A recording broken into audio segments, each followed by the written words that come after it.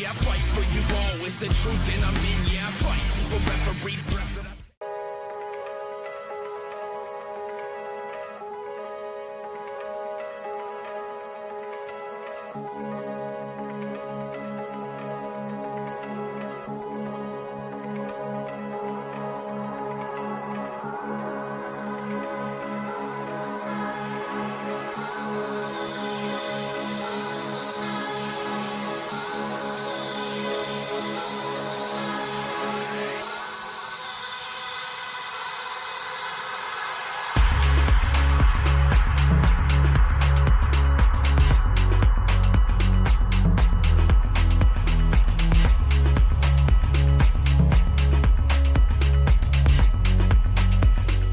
Discretion is advised. This show is brought to you by IndyWrestling.us and IndyWrestling.network for your independent wrestling entertainment. Slice on Broadway, supporting Pittsburgh podcasting with the perfect pepperoni pizza. Production services by Sidekick Media Services. And listeners like you, supporting us at patreon.com/Wrestling Mayhem Show. just wait, just wait, just wait, just wait, just wait. Wait for the perfect time then attack. Don't give up what you want, take it back. Wait for the perfect. What'd you do, Richard? It is the Wrestling Mayhem Show. 890 Tuesdays we've been talking about professionalized wrestling. 890? Is that right? Is that a right number? Did I do that right? I'm double checking that. Think so. Did I add an extra number? Oh, I thought last that's week was a palindrome. Hold on, 840. 840. I was gonna say. I skipped ahead. We'll fix that right now. There we go. 840 Tuesdays we've been talking about professionalized wrestling. We'll get to 890, I'm sure. We have with us, first of all, you already hear his voice. He's helping me out. He's helping co-produce the show right now, apparently. From Beacon, New York, he's the only Mayhemmer with a feature endeavor letter from the WWE. It is Mad Mike. Sorg. Sorg. It's beginning to look a lot like fuck this. What? No, as in terms of wrestling storytelling, because everyone just kind of gives up in the last month. Oh yeah. Yeah. I've been noticing that a little bit. They're like, oh, why are we doing this now? Oh, it's Christmas. Yeah, it's Christmas time. The bookers all take off. Well, something like that. We also have the troubling twosome has returned to the show. Yeah. First of all, he's healing. He is healing. He's a healer and a healing. He's the Rev Ron Hunt. What's going on? We're back in the building, feeling blessed by the best. Good to have you back with us. Yes, sir. Always fun to have you on the show. And then back with us, the Radicator. Dean Radford, is that what we called you back in the day? Oh, sure did. That sounds so dirty. The Radicator. Oh yeah, eradicated. Are you ready, Mike? Are you ready to get eradicated? I'm always ready to get eradicated. It's I'm like- also it's like- ready for. It's time for the I'm also ready for Superboy, for Steel, for all of the Superman replacements. Oh yes. It does sound very 90s, though. By the way, Rev, is that a Heath Ledger prepare to be Joker chain? eradicated slogan went for a while. Sold a lot of T-shirts. That's right. That's right. I'm sorry, Mike. What'd you say? Is that a Heath Ledger Joker chain that the Rev has on? Why, yes. Oh, she said it. Yes, it is. It's amazing. It's very heavy. Oh my God! It's And, amazing. and just like when you see people's gear on WWE in person versus TV, it is so sparkly, Mike. It is It is very sparkly. wonderfully sparkly. I'm trying to get a When it- Batman one soon, so. When anyone points it out, do you ever my go, God. do I really look like a guy with swag? You know what? You know what? I have a story about this train for the people to tune in. I'll tell it later. Go for but- it. Go for it. Yeah. Listen, hold on. We didn't even make it 5 minutes. You know what? Crack it open. Why not? Yeah, we get Why it not? here. We're unofficially sponsored by Thick Haze. Thick Haze. Cheers. Cheers to you. Yes. Pinky out. Now I tell him how long that beer's been in the fridge, right? You know what? It's Delightful. vintage. Delightful. So did you get that at Trader Jack's? It was gifted by Uncle Virgil. Oh, no shit. no. Yeah. Oh boy. yeah. Oh, Virgil. Yeah. So what We you're all know saying where he is- got it. What you're saying is that was paid for with fuck money. There's a lot of meat sauce on this, buddy. I hope a lot of I meat hope you sauce on sanitize this. the outside of those cans. That's all I'm saying. Anyways, this is the Wrestling Mayhem Show, and I think we just set the tone. We can go home now. We can go home now. You can check out everything at WrestlingMayhemShow.com. You can get us up at that email address. Good times. Good times at WrestlingMayhemShow.com. Oh, I just saw Rob's post from American Wrestling today. You did it too? It just popped up in my feed. So The fun thing is they He didn't looks have so to send him serious. the wardrobe neither. He just kept his hair the same way. yeah, that's right. Oh, I love when he had the button chops for that like old Civil War flick he was working on in Somerset. Anyways, where the hell are we? What the hell's going on?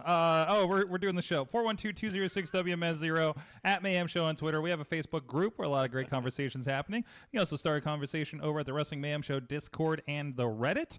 And we are live every Tuesday around 10 p.m. Eastern Time or whenever NXT's Overrun is over on Facebook, on the YouTube, on the Sorgatron Media Twitch, as well as the IndyWrestling.us YouTube and Twitch as well. And I want to give a shout out to our Patreon supporters. And this is where I do the Excalibur Challenge, right, Mike? I'm making a Yes. note so I don't don't forget it next week. Excalibur Challenge, you sweet muffin, you. Rev, you're doing all this. Go ahead and make sure you tag me on all There that. you go. Actually, no, I already no, did it. Sorg. Tag me Heel on all William that. Regal just says, "Hello, Excalibur." Oh, that would be. So no man in the That's mask. all. That's what you're thinking right now. Well, yeah, no, he because heels can't be sexually attracted to commentators. That's not how it works. That's not the problem. I mean, I don't know. I remember Lillian Garcia. No, she was an announcer, I guess, right? Yes, So, exactly. Ring okay, announcers you're are right, fair you're right. game. That's right. That's right. Ring announcers are fair game for heels, but not commentators. Okay. All right. Well, anyways, thank you to everybody that support the show at the fan of the show level. Bo Diggity!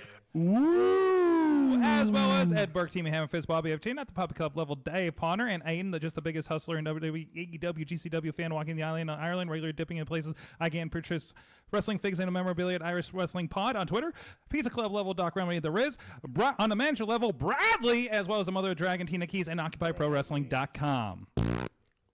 Not bad. Yeah, that was Like good. the- Yeah. like the- You That was forgot good. to mention Like the the Chris micro Jericho machine. segment. That was Yeah. good. We're doing the Excalibur Rampage rundown version of the Patreon. You've been practicing. And no, I haven't.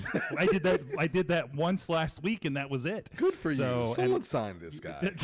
Someone signed. You're going places, kid. What the idea is, you guys can sign up at patreon.com/Wrestling Mayhem Show as little as $1 to make this list longer, or have a ridiculously long announcement like Aiden from Ireland does. So Please feel free to take advantage of that. Make Sorg say weird things in a fast voice, like the Micro Machines guy. I have not been given something that I'm not allowed to say yet. So there you go. Oh, can First you time do for the- everything. Can you First do time for- the Remedy, I'm mathematics- looking at the you. mathematics Scott Steiner promo that fast? The math. Give me a script. Give me a script. I'll work Sure. on that. Oh, listen, Let's do we'll, it. we'll get that to you by the next time we're on. Oh my God! You got to get me signed as a commentator somewhere at this rate. You're welcome. I don't think I want to, but okay. Yes. Well, that would complete the quadfecta of the things you haven't done in wrestling. the things I haven't done. What haven't I done in wrestling? Just commentate. That's pretty much it. And ring I announce, have not ring maybe. announced. No, I mean I've not truly, wrestled. I guess. Well, I guess backyard. Yeah. If we want Backyard. that. Hey, if Jeff Hardy can have a whole backyard league, that Kids get counts. trained. Kids get trained before you're wrestling. I would just cautionary tale. Yes. Yes. The couch will Insert agree. Stronghold Training Center. Yeah, Yes, Stronghold Training Center with one Dean Radford is a good place to go for that. And There you Brandon go. K. There you go. Brandon K. There you go. The man Brandon. Okay. There you go. The legendary legends teaching you out there. AKA Pittsburgh's Jerry Lynn. He is, isn't he? I will down that hill. Listen, all I'm saying is the last show, Homeboy jumped up to the top rope with one nice leap. It's not bad. It's not too shabby. Not bad. Oh, my man still got hops. Mm-hmm. A little hoppier than this IPA. Yeah. Is this what? Okay, so you want to know how long that's been in my fridge? Listen, if I'm Do going we to guess, even and wanna- I didn't look for an age, so I'm going to look at Alright. this thing, and I'm probably going to say by the taste, Yeah, 2 years. July of last year. Yes. Okay. Yeah. Nice. Yeah. You can I sniff mean, it. you ain't got to smell it, Rev. You can just taste it. it's gotta. It's It fermented. doesn't just work with wine. But it's okay. IPAs usually taste good no matter what. Well, they taste. That's for sure. So- Well, let's get into the wrestle talks. Of course, big one this weekend, the Survivor Series, always one of my favorites. Well, I mean, as long as it kind of looks like a Survivor Series, I suppose. But conceptually, but we did have War Games or War games. Sword. Yes, We had War Games. yes, yes. You have to do the thing. Yes, you got to do the thing. I love the Gotta do the thing. speculation that Regal was going to come back Oh my explicitly to yell War Games at the beginning of the show. They said That was just where Twitter was this week. Tony, I guess Tony didn't clear that one. No, I don't think Tony cleared that The one. internet's been Well, no, so fucked Tony up. would only clear that if William Regal could show up with an AEW bump lower third. Yeah, there you go. I'm not gonna lie, that's probably true too. That's probably. I heard so many like tweets about his. Well, of course, all the true information was under a paywall under the wrestling news sites. But by I'm the way, using a lot of kids, quotation don't marks. don't pay for wrestling news. Don't pay for So you wrestling news. mean to tell me that out of all of that, they were mad that Regal didn't come back and they weren't happy that Ozzy did Ozzy things? I thoroughly enjoyed Ozzy. Who was mad about Ozzy? How can you be mad about Ozzy? I'm Yeah, glad exactly. that Ozzy is still with us. Yeah. Listen. God barely. bless. I mean, he's God barely bless. with us, but Let's he's still shut there. your mouth. We don't barely anything. Ozzy is still looking like $1 million. I don't care what you say. We only so lucky to look that good at that age. Because he's been the And after all of the things he's consumed. Yeah, exactly. Right. He's Shut up. preserved. He's same with Axl Rose. They're preserved. To preserved. So you mean to tell me they froze him? And they're like, wait, No, like, it's hey. just all the drugs. I think He's it's more still like. good to go. I think it's more like he pickled himself. Yeah. Yeah. That sounds way too dirty, dude. Hey, I'll be right back. I'm gonna go pickle myself. Oh boy. This is gonna go off the rail. Yeah. We never started on it. Yeah, Tina said we were already off the rails. I said we were never really on The train didn't even see the station. Yeah. Yeah. Where we're going, we don't need Rails. No, I think they were mad about the Regal thing until they saw Ronda Rousey's match. Listen, God.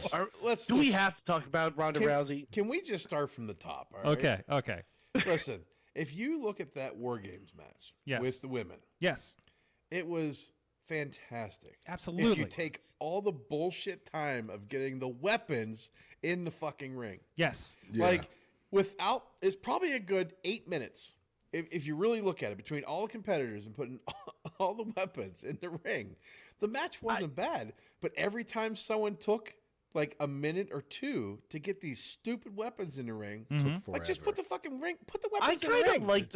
of like the because it's supposed to be war games, so it's like getting armaments. It's like it's like improving your stats every time someone new comes into. so do- Enjoy I it, kinda but like that. You don't need 5 of everything. So do you think it was like what was the TNA stipulation where they had the stuff attached to it? It was That was basically the, that was their war games. Yeah. I forget what they call it. Lethal Lethal Lockdown. Lockdown. Yeah. And then the ceiling would come down and Yep. have the weapons on it, right? I think they should have did something. It would have saved some time, but it was just like a bunch of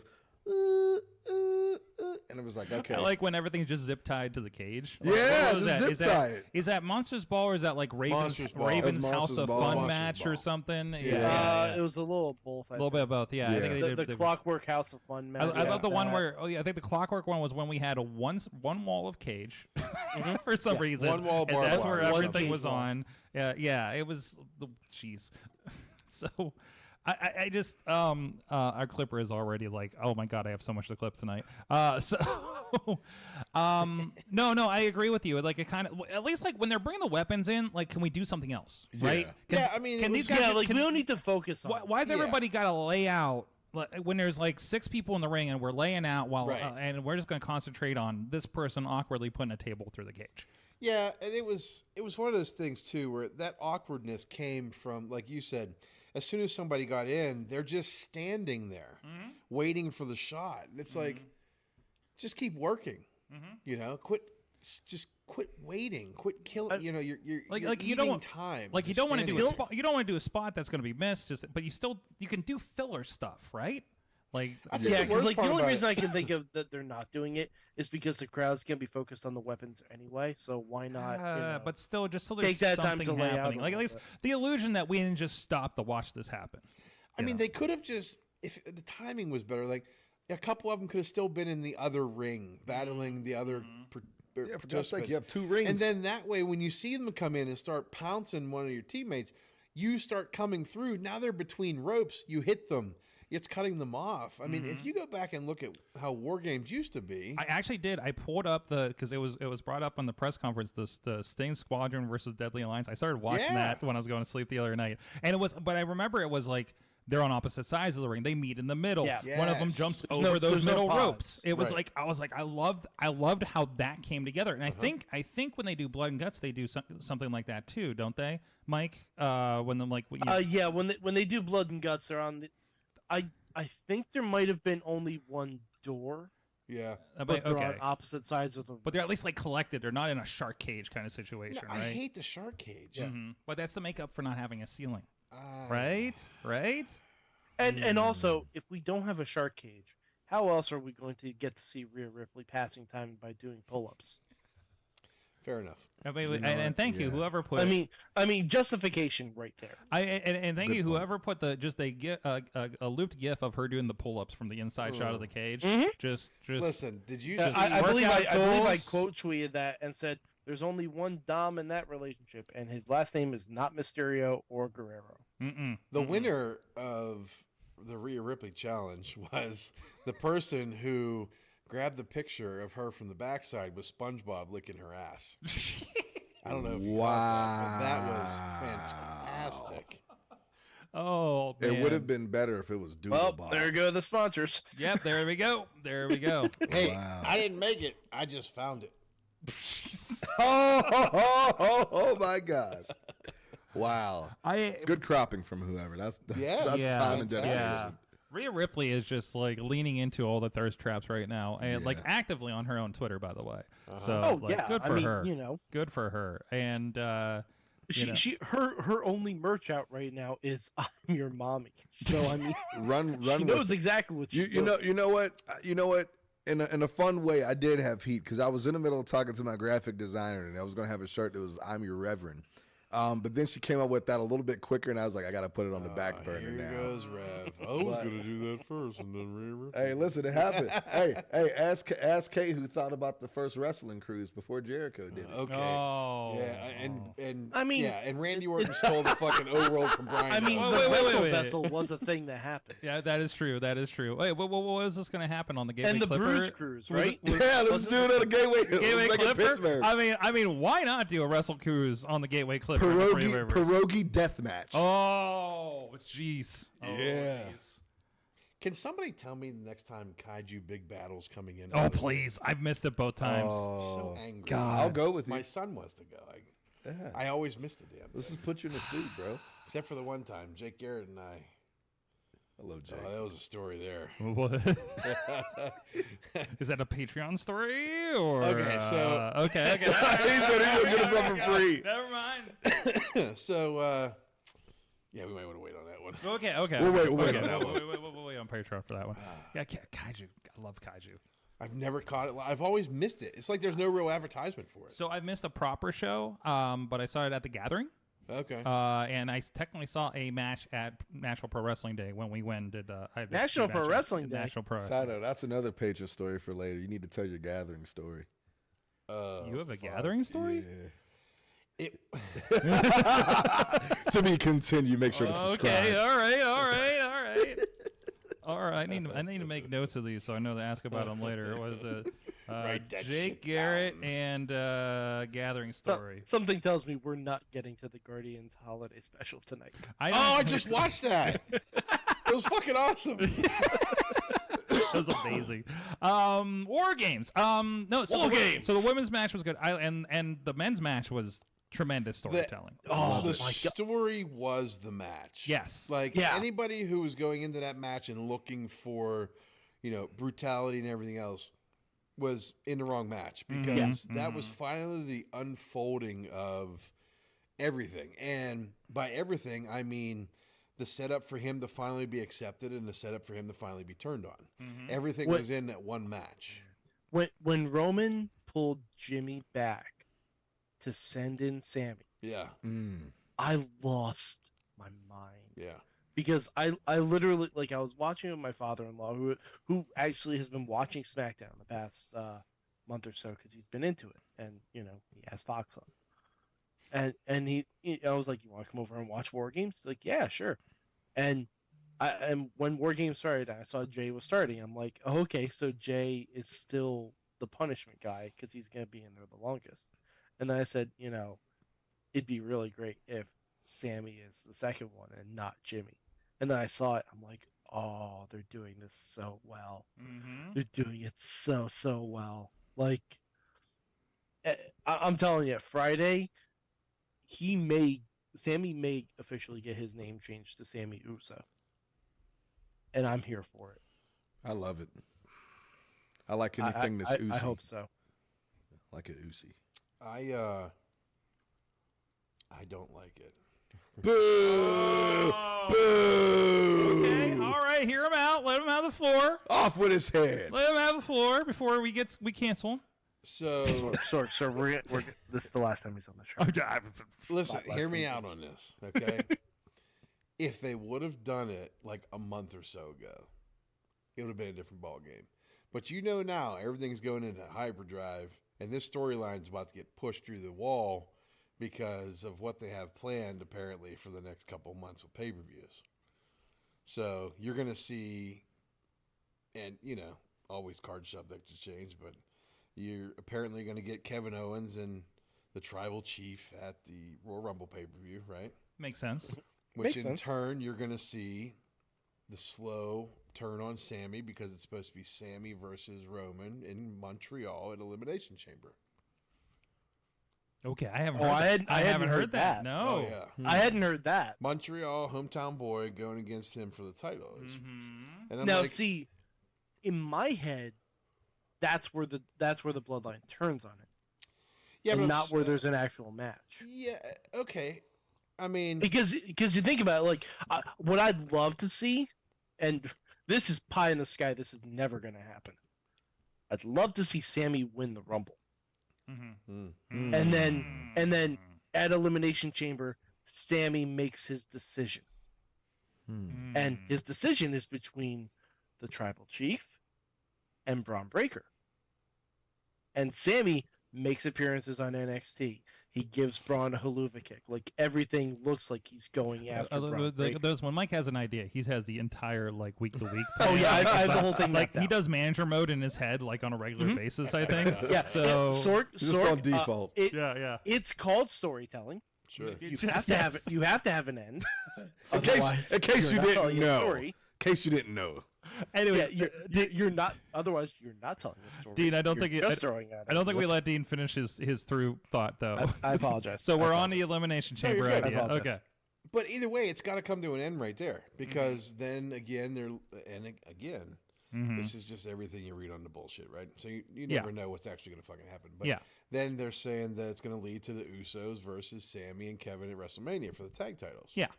Right. So if you have all that happening, you're either going to force the turn early or not have enough time to tell the story of the after effects, right? Mm-hmm. So if they would have done it about a month ago, whenever he was on Sammy's side more, over Jay, before they actually settled the whole thing.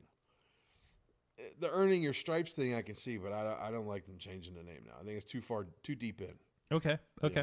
Yeah. But I mean, I think it's almost better to do the turn once the big resistor, which has been Jay, has finally accepted it. So, but don't we? Because now you can even have a point where Roman is the one that is unsure of Sammy, but because Roman's not a hothead, Mm-hmm. Roman keeps it very guarded. Didn't we do that though? Because did you see the fantastic? Yeah. God, I love the camera work at the end of the Survivor Series where you went over, had them celebrating, looked at Kevin, looked at Roman, like kind of. Oh yeah, that was You beautiful. know, had that look. I mean, like, that also may have been Roman's tinnitus acting up. Who knows? sure. Maybe it was from his eardrum exploding. Yeah. Good God, what? Wow, yeah. But I mean, like I almost kind of want to see where Roman like sees Sammy hesitate in threatening to take out Owens again in the title match at Rumble. Mm-hmm. And you know that's And what's then- going to happen. Mm-hmm. Yeah, you have a lot, Yeah. of opportunity there, right? But then Roman is the one that tells the Usos to take out Sammy. But now they don't want to. Mm-hmm. And now they're the ones that are hesitant. Because Jay's always had issues taking orders from Roman. Mm-hmm. Like all the way back to their Hell in a Cell match. So, I mean, it could be Solo as the one that takes out. So, Sammy, like, kind of creates a little bit of a fracture in the bloodline without even meaning to do so. And it's Roman's own hubris that does it. Yeah. Mm-hmm. Like, I'm gonna have to sleep on that one. I'm gonna have to sleep on that one. Give me Yeah, some like, thought-provoking ideas here.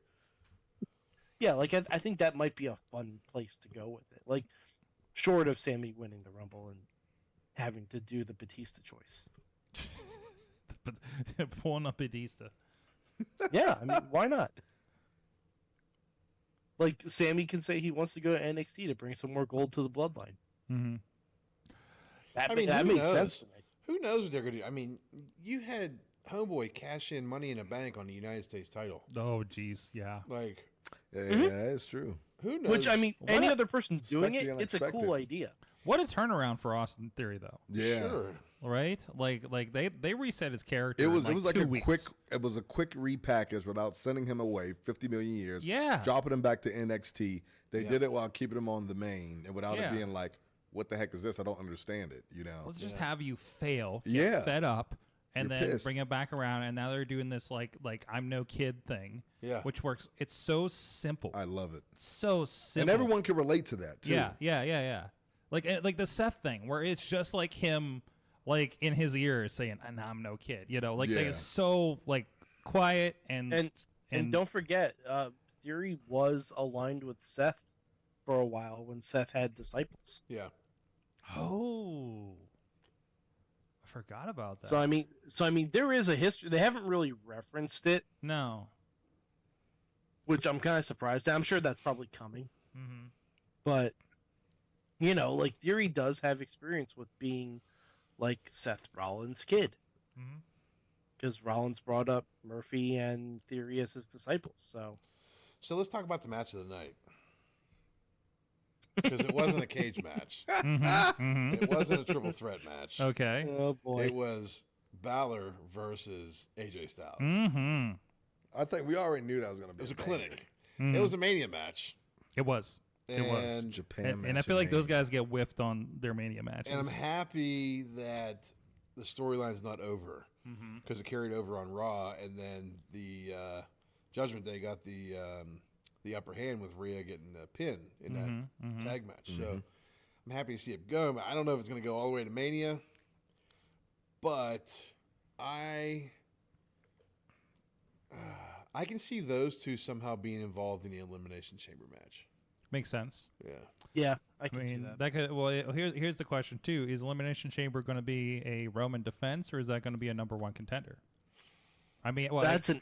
Uh, I would I would say think the #1 wise man contender. wouldn't allow Roman to be in the elimination. but also, I mean, we're also, you know, we don't know, you know, ideally Roman's going to have both of his belts. It's still going to be unified. There's rumor of them trying to get one of them off of him somehow. So let's presume that he has still a unified title. You know, would you even do a #1 contender because you got the Royal Rumble? Unless the Royal Rumble I don't know. winner randomly goes to NXT or something. That's hard. You know, I read a story, fan theory, and it sounded fantastic a few months ago. They should have done a ladder match, and the fan theory was have a bunch of guys in there with Roman and have it come down to Roman and Seth on the ladder, and then each of them fall back with one of the titles. And that splits it back to Raw and SmackDown.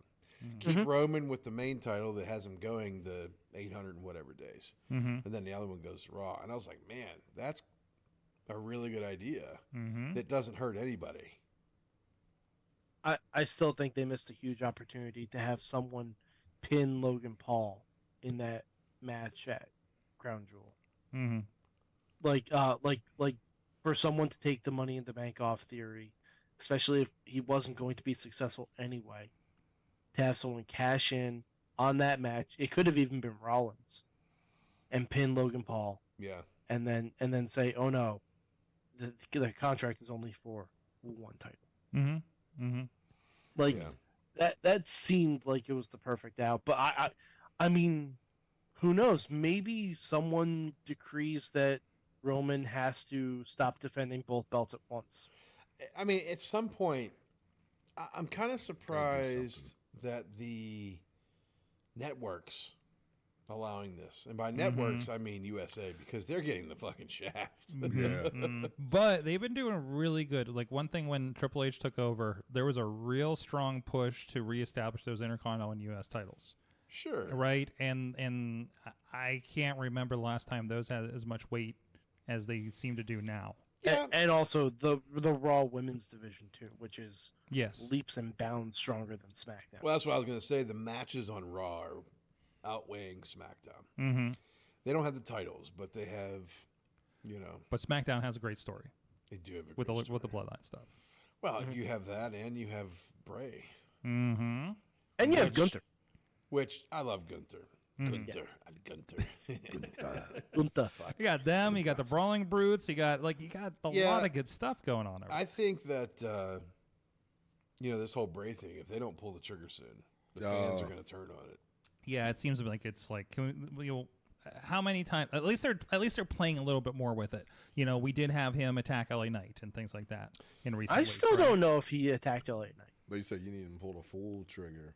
I still don't know if this is I think they I don't know got to if this is bring gonna that be new him. character on television, like not just on a video. And I really thought they were going to do something at what the fuck was it? War Games. I thought That's good impression. Wait. Say it again. War Games. Pretty good. I thought that they were going to do something with LA Knight where he comes out, and then you at least get to see the new character. I just, the fans are so jumpy on things. I like to see things unfold, so it's not really bothering me. But to the knowledge of like my 8-year-old son, who's like, I'm tired of these videos. I just want to see it already. And they have to watch too with wording, like that last promo, him coming out and kind of like turning on them a heel a little bit and be like, all you want is the Fiend in me and blah blah blah blah blah. Like, yeah. Was that Friday on SmackDown? Friday I need to watch it. pay-per-view. My DVR messed up. Yeah. Oh, yeah. So But his promo was based around the fans shitting on him pretty much because all they want is the Fiend. They want the Fiend. Then they did a whole video with Captain or Uncle Howdy. I always say Captain fucking Howdy. Captain Underpants. Uncle Howdy, and calling him a liar. And they had a whole bunch of older videos from when Bray Wyatt first came in and stuff. And they're like, all he's done is lied to you and this and that and the other. There was a Nexus sighting. Nexus, yes. There was Nexus. And Dean Ambrose. And that means he must be coming back. Oh, Confirmed. Really, Confirmed. That would be really weird Confirmed if from something Dean happens to Radford. Wade Barrett in all of this. Yes.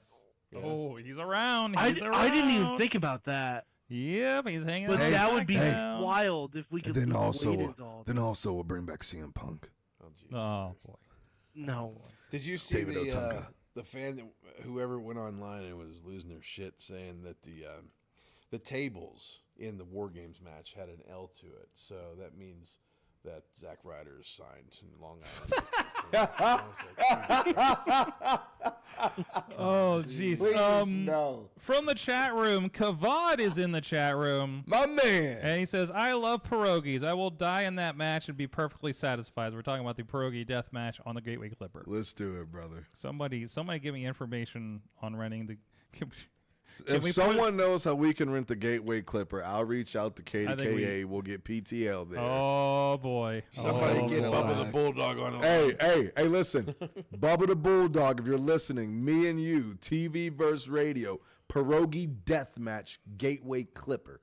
Book it. Wait, were we going to get the pierogies from the races for this thing? I mean, If a not- pierogi in every corner. It would just be like WrestleMania 2000. We'll get the pierogies. I got God. pictures somewhere on my IG. The pierogies are big fans of the Rev Hunt. We'll get one to be the special guest referee, the non-biased one. Unbiased one. Yeah, because there's a biased one. All right. We got you bring in the Charles helpers? in the chat room. The Rocker Cody will be going after our tribal teeth for Mania, so I see Tammy will have to be gone by then, in my opinion. Oh yeah, where's Cody fitting on this? It depends on how he heals, right? I think he's already healed. In my soul, fighting time for Cody Rhodes. Oh! Tina in Seattle says it was great to hear the expanded history with Cole mentioning New Japan, even mentioning Apollo 55 and more Bullet Club lore. I agree. Thank you. Thank Yeah. you. Thank you. Yeah. All of this. Who did I? Who was it? Who did I message about this? Here's the thing that like I look at. It's like it's amazing how quickly you have seen things change within about the last couple of months with Triple H running things, and it's a refreshing thing. And it's one of those things. It's like we finally get it. We've been saying it, but to actually see it in action, we're like, see, this is what the people want all along. Like, people aren't stupid. Don't try to piss in their eyes with it. But it's like if you acknowledge it, it brings more prestige and it gives you deeper storytelling in regards of it. So I mean, I like the stuff. You can connect more dots with it, And you connect more with the fans that know all this stuff, and they'll be like, somebody's like, what are they talking about? You're not, and also, why not mention the other companies? Because you're WWE, these guys are not competition, Exactly. right at this point. Exactly. Well, if you think about it, when for example, we talked about Sami Zayn earlier. When Sami Zayn and Kevin Owens were going back and forth with each other, the very first time, a good amount of that crowd, there was just a different energy because a lot of the crowd knew, listen, these guys have been on it back and forth, Indies, Ring of Honor, this and that. So people know it, but then it's not addressed, and it's like, Like you don't ignore AA baseball when they get called up to the major leagues. Yeah. You know, It's not gonna hurt you. And there's no, it doesn't hurt you when you're WWE like that. You know, AEW does a really good job about that, about talking. Hey, this guy did stuff in NWA and this and that and the other thing, and they mention like random companies, you know, that they've been a part of, and they address like the Anthony Henry and Darby Allin feud. Like I think they said this is their X match. Yeah. When they were on Rampage last week. Yep. And most of those happen in Defy Wrestling, you know, like that kind of thing, you know, Yeah. like it's like don't ignore it, you know, we're Yes, acknowledging but it. at the it's same all part time, of like you have to walk a fine line of not ignoring it and focusing too much on it. true, but if there's a storyline that can come in through that enhances what's happening here, if it makes you your know, current thing a little richer, I mean, I would right. How personally many mention times, like at a certain point, WWE started using a lot of Ring of Honor footage, especially when addressing Kevin Owens and CM Punk, when we did a lot of these kind of background. Of course on their documentaries, but also like in like I think Kevin Owens, like a lot of times in his promos about his history was certain people he'd run into again, right? They're in WWE now, like that still existed. Like that's nice. We can like that's not going to happen now probably, but since Tony owns all the footage, but still like it to me it you know, you don't have to do as much work on that storytelling when it already exists. Exactly. You know, and you can just work off of that, you know, not to be lazy, but to, you know, work smarter, not harder, I think, at a certain point. It's you should never hide from fact-based info, right? Right. Because number one, everybody wins from it. So, you know, AEW doesn't think twice about mentioning WWE. Right. I was talking though. to Troy Lords about it actually, about when Michael Cole was dropping the knowledge. And I was like, it's so cool to hear New Japan mentioned on WWE, right? And it's not that they're doing it in a marquee way; they're doing it to put over history, right? And when these guys have the history and they're talking about Bullet Club and all that other stuff, I mean, like, Yeah. it's a win-win for everybody. It's better than say we're the OG club and then winking at everybody and then half the audience is sitting at home and like what the hell they mean, like what the hell are they talking about? What is not this? everyone's gonna Why get- are they doing the DX click thing? I don't understand this, you know, like you're missing a whole subsection of history that makes that work, and nobody's going to get mad about you mentioning it. And on that's the why other they need to, companies. because with the fan with no knowledge except for what they've been brainwashed with, this is NWO. Yep. This is the click. That's it. That's all it's ever meant.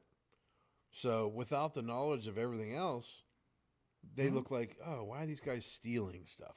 So they have to mention this stuff, because without mentioning it, they're not smartening up their audience. Right. Tina's mentioning Vic on NXT tonight was actually mentioning the PWA Australia history between Grayson Waller and Duke Hudson. Wow, That's a deep That's cut. wild. Yeah, That's I a was gonna say. wild deep cut. that's wild. That's great. Jeez. I need to watch more. I keep forgetting how much stuff is on the network. Because it got recommended to me on my Google TV. I got like the WXW Femme Fatales, which is like in fucking Germany. It was like the 2019, and it had like Session Moth was on it. I can't remember who else was somebody with like not a lot of people I recognize. Jazzy on it? Who? Was Jazzy Gabbard on it? Is she the same name back then? I believe I so. didn't recognize her. And I'm trying to remember who else might have popped up on it, but it was interesting. I got like probably halfway through it before dozing off, but it's late because it's now boring. I'm checking out. I've been putting on random wrestling while I'm going to bed. So legit Layla Hirsch on there. yeah, Layla Hirsch. That was the other one. It was cool to see like Layla Hirsch on like WWE Network. You know, Lufisto's on there. Yeah, Lufisto was on another one. Yep, on there. Yep. And okay, so it was just an 8-person tournament. Yeah, it was a women's tournament. It was only like an hour and a half too. And they have a second one on there too. But generally kind of wanted to like poke at those. What's going on over there? And it was. Let me check. There's one more note in here. As long as it's an explanation and not just yelling a name that 70% of the people go, who is that? Penis. Yeah, like that. He was a great wrestler. But no, seriously, like if you look at it, and if WWE starts referencing their guys, they'll know how much the WWF guys actually did overseas. Yeah. I just shared the clip today because it was a fantastic match of Hulk Hogan versus Tenryu. Oh, I saw that. It's a great match. What? Isn't that amazing? Oh, yeah. I'm like, it was like Hulk Hogan fucking chain wrestling. Doing I'm a like, drop toe. Doing a drop toe. No, don't stop there. Did you see the Enziguri? I didn't. He got air. He does the Hogan did an You gotta enziguri? watch that Hogan match. did an Enziguri. Yes. I'll resend it to you if you Dude, can it pull was it up. sick. Send that Like, to me, yeah. and I've watched this match over and over, and it's just one of What those year things was that- this? That was 91, I think. 91. Yeah. But like Exactly. also in hindsight, like the Road Warriors, the Undertaker, they were all over there. Like there's a match with the Undertaker and I think Hakushi in Japan. It was a great match. Is he Taker at this point? He's Taker Okay. at this point. Okay. I think he Oh, was there- Purple Rim Taker with. There's also a match from 1990 of the Macho I just Man sent it to you on versus Facebook Messenger. Macho Man and who? Tenryu. Oh, jeez. I'm putting that one in the chat, and I will probably watch it as soon. Yeah, as Hulk is Hogan the show? during an Enziguri. Because I don't care about Hogan, honestly. He's a piece of shit. But Wait. I don't care that he worked. Listen. What do I always say? Childhood fandom of Hulk Hogan. Dean, you're with me on this. I'm with you. Feel like Hulk Hogan, biggest fan. Can't even. Yeah, like, I that's cannot great. deny it. Sorg, that was your childhood. Yes. Terry. Guess who I hated when I was a kid? I hated Hulk Hogan and I hated the Ultimate Warrior. Okay. All right. But I that's love the okay. Macho Man. That's okay. and That's Big okay. Boss. I love Macho Man You too. could have also been one of them kids that grew up that didn't even know who the hell he was and was more of an NWA fan and only knew Ric Flair. You know, and the Road Warriors and Sting and those guys. Let me have this, man. Let me have this. Don't take it from him. Don't take Hulk Hogan from me. Let him have it. Fuck Terry Bollea. Don't take Hulk Hogan. Listen. Don't take the Ultimate Warrior. We're not Fuck Jim talking Hellway. Terry. No. We're talking Hulk Hogan. That's right. Hashtag- Don't take Chris Jericho from me. Hashtag Hulk. Kurt Angle's fine. So don't take Chris Jericho, but I can badmouth Chris Irvine. Yes, all I want. absolutely. Listen. I don't Okay, give a shit. all right. I just somebody Chris and Irvine somebody was fucking and- terrible on the match. And I appreciate. And by the way, somebody in the business was telling me they were giving Chris as much shit as you probably would about the things that you have problems with him. So like it is universal, okay? So Good. yeah, like, It should be. Yes, he's being taken to It task should- for these it kinds of should things be that you have universal. concerns with, okay? But I don't give a shit about Chris Irvine's politics. Chris Jericho's fucking fantastic wrestler and still killing it and should not be doing this good at his age. That's very true. Holy fuck. You know? But you gotta think he gets the double whammy. You're doing You know what? concerts and wrestling. I think you know what it is. You know what it is. He had those matches with Ricky Steamboat like what a decade ago, right?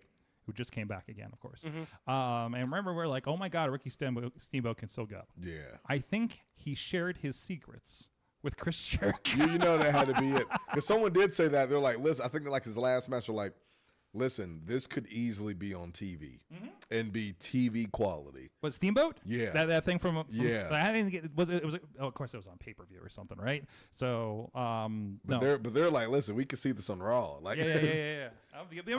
Paul might be calling him up, and You he know, might be on Raw 300s or Raw 30s coming up, right? You know what this is. Hey, you know what? If we're booking Raw 30, I'd love to see Steamboat versus Chad Gable. Let's do it. I'd love to see it. Let's do it. Do you know what the secret is? What? Vodka.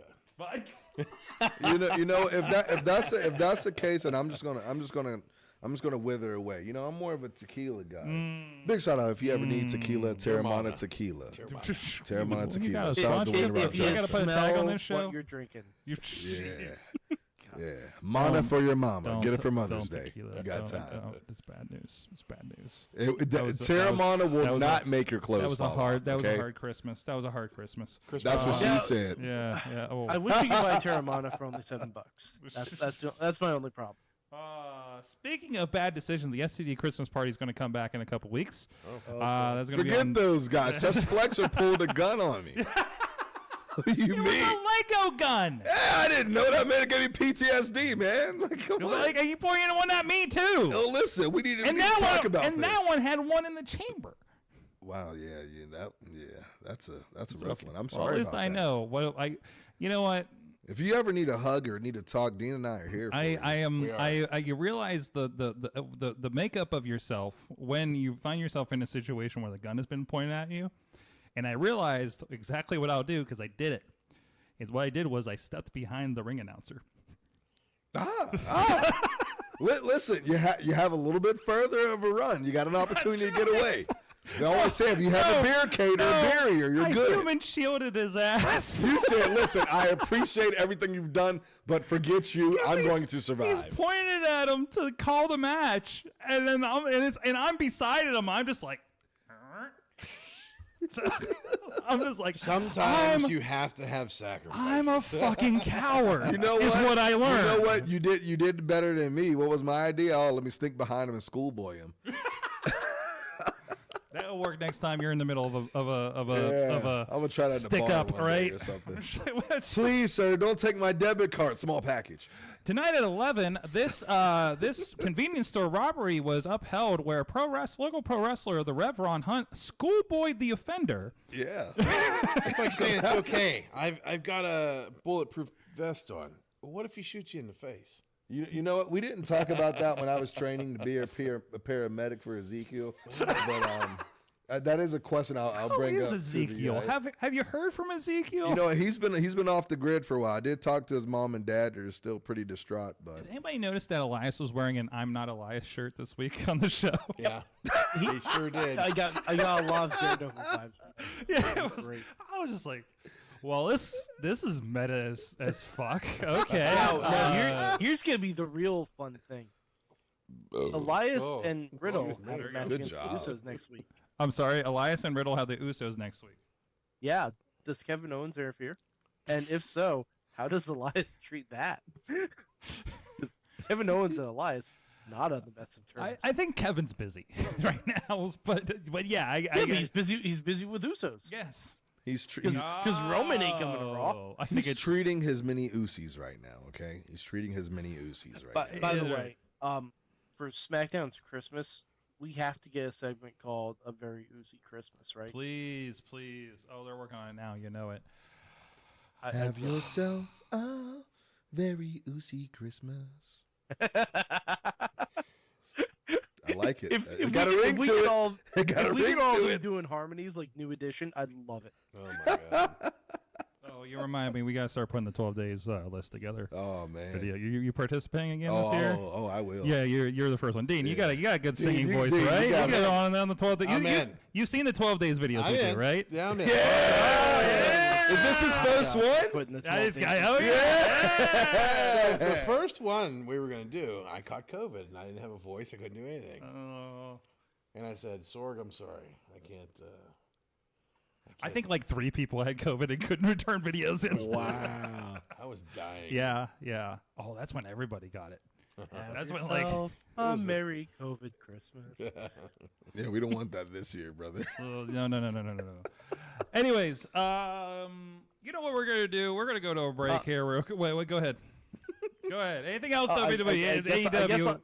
I guess I'll start Chris working Benoit. on this 12 Days of Christmas. Yeah, you should probably start working on that. I need to get something out like this week. So I'll start on the list. I gotta do the call out. I gotta do the call out this week. Jesus. What's happening? Okay. What's happening? What's happening? Rev choked himself on the Joker around his neck. What? Joke. I'm sorry, we don't want to get you canceled. So it's a Joker. It's a We Joker. don't want to get you canceled.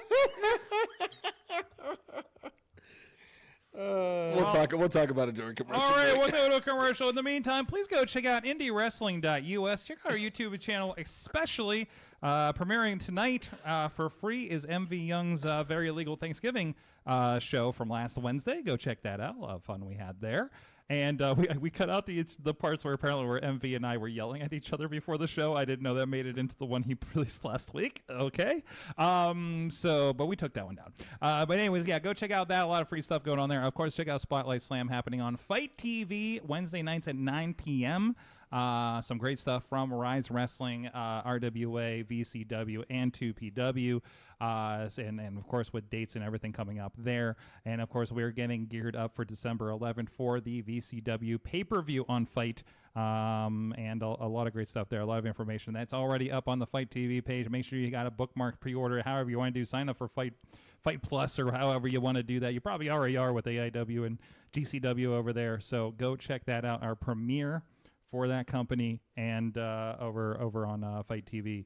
A lot of other great stuff. Rise Wrestling, the tag tournament, is now up on the network as well as YouTube and VOD. The latest RWA, the latest 2PW. Had a great match with Gory and John McChesney leading off that show. Amazing. Or heading off that show, I guess. It's both wrong. Anyways, a lot of stuff. Anyway, it's there. There's a lot of great stuff for you guys to check out. And this Saturday, we are also going to be releasing, before all the shows happen. Wait, though, this Saturday or next Saturday? Where did I put that? This Saturday? Yeah, this Saturday, we're going to do VCW's first show is going to be premiered for free over on the YouTube page as well. So go check all that stuff out. Plenty of matches from so many promotions over the years over on the YouTube page. And subscribe and just put on that stream and enjoy it. It's on 24/7 as long as the internet didn't go down in this neighborhood. So, which is always fun. That's how I know if the power is on at the studio. You just know if it goes out. I pull up YouTube and see if the stream's still running. You're like, okay, all right, the power's still like, on. yeah, the power's still on. All right, we're good. Yeah, because I'll get like the Verizon, like there's a commercial interruption in your area, text messages apparently, and then I go like, nope, we're good. I'm still watching Fight Underground matches. Fuck. They're all in there. Hey, that was a good time. That was a good time. It's actually a very good time. It was a really good time. It was. Hey, there's worse ways to spend COVID. Yeah. Pandemic. That was one of the things, like time traveling. When looking back, I'm like, can't believe we were all doing that. Even now, when you look back at the Thunderdome, I was like, wow, this was really a thing. We were watching on a weekly basis. I warmed up to WWE 2K. I don't think I've played it since the expansion pack started coming out, so I had a lot of things to hit okay on. But the first match, random match, I let the arena do whatever, and it was like a Thunderdome, and I'm like, oh fuck. It was it's like you forget about it, but then you remember it as soon as you see. You're like, we were really like watching this. Like, yeah, it's they really wild. did this. There was a throwback clip. Impact. I'll still say though, like, if we didn't have the Thunderdome, I don't think the Roman storyline would have worked. Nope. There's so much that would not have happened. Is. There's so many plans that just got thrown off the rails, and just like anything, you took away Brock, you took away Goldberg, and a lot of people just had chances to shine, right? Yep. And it created opportunity for a lot of people. Sammy wouldn't be where he was if he wasn't going off doing that Sammy paranoid Sammy documentary. Bailey too. Bailey as well. Bailey shined through that. Good Sasha God, did as oh well. my Lord, like Bailey. you found out who the real fucking stars of WWE were, and of many companies actually that could survive in that environment. That was the best thing that could ever happen for McIntyre. Oh yeah. Ooh, I don't know about that. I feel like he's the one guy that got really hosed. He did get hosed, but in the same sense, he also carried that shit on his back the best that he could with the He opportunity. did, but he still hasn't gotten that payoff. He hasn't gotten the reward for carrying it. I think headlining Clash at the Castle in your I was home. gonna say, that's a good you know he reward. didn't get the W, but man, That's a feeling. I mean, he got to sing for his home crowd in the middle of a WrestleMania-sized event. Yeah. You know, like that's something. No, win or lose, I that's think a he win. probably would have preferred to win the title. But, Sure, I mean, you always would prefer to win the title, but damn it, at the end of the day, it's how much money you make and your position on the card. And as long as he continues to position higher up into the card, making the money and getting pushed, he don't need the title anymore. That's right. That's right. And if Very you get to true. do stuff like that and be the figurehead when they go into a country like that, I mean, that's fantastic. That's good news. And Drew's doing fine. Drew's gonna be okay. Sure. So, all right, we're gonna take a quick break and come right back, and we're gonna ask Rev about how his neck's doing. Look,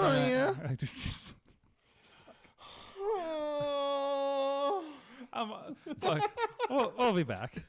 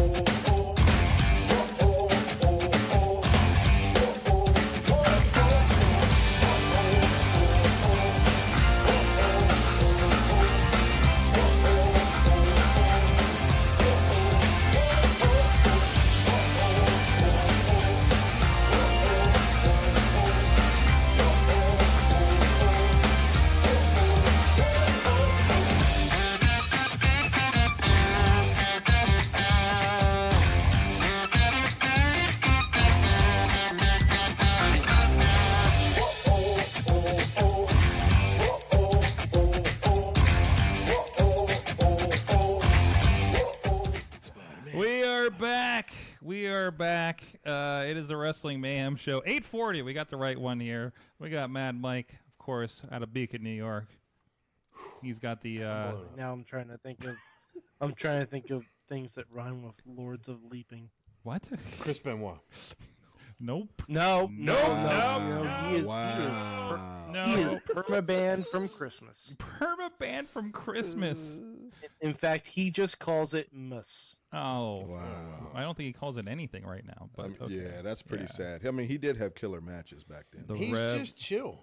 the Rev Ron Hunt. We're in the building, baby. Yeah, that's right. And Dean Radford, trainer to the next star you're going to see on WWE TV. I don't know. The way they're snapping them up, holy shit. It's crazy. Listen, they're getting you before you're even out of high school at this point. Yeah, seriously. Yeah. Like, I mean, the way Thea got thrown in there and is like, she's definitely one of the highlights of NXT. The whole Chase U thing is obvious. I love it. But Yeah. Stronghold. Chase U isn't going to recruit itself, you know. Yeah, I guess so. What? They're kind of shrinking though, aren't they?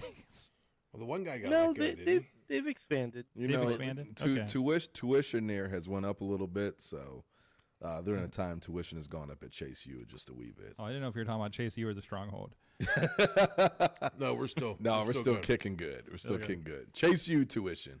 Oh man, thanks for sharing. Did you bring an orange? Did you bring like your own snack pack or Don't something? judge me. I don't have an orange. Would you back like there, an did orange? I? Would you like a piece of orange? I just Wait, bought guys, bananas. we have orange slices after the podcast. Yeah. Not during halftime. Welcome to. Is it that We time? do slice of oranges now and slice of Broadway before we leave.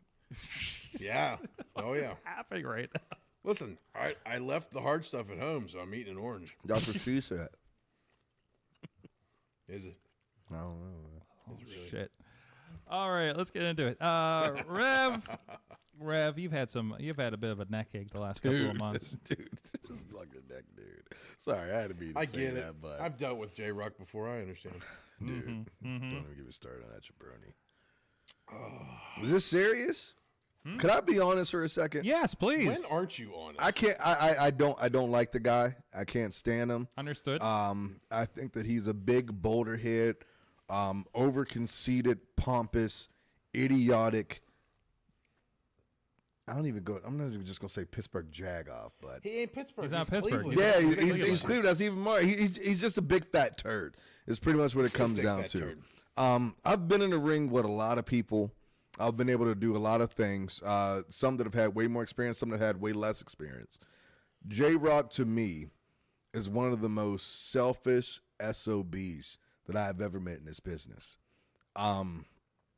Right now, the way that it kind of is, the neck is feeling a little bit good. I'm not fully clear to allow me to test it to a certain limits, and there's a lot of strict things that they had me going through. Fortunately, I was able to get a cortisone shot, so it is feeling pretty good. But the colder it gets, the more it starts to suck even more. But when it comes down to it, I don't like the guy. I can't stand him. And I think he's one of those guys that he tries to capitalize off of anything that he gets.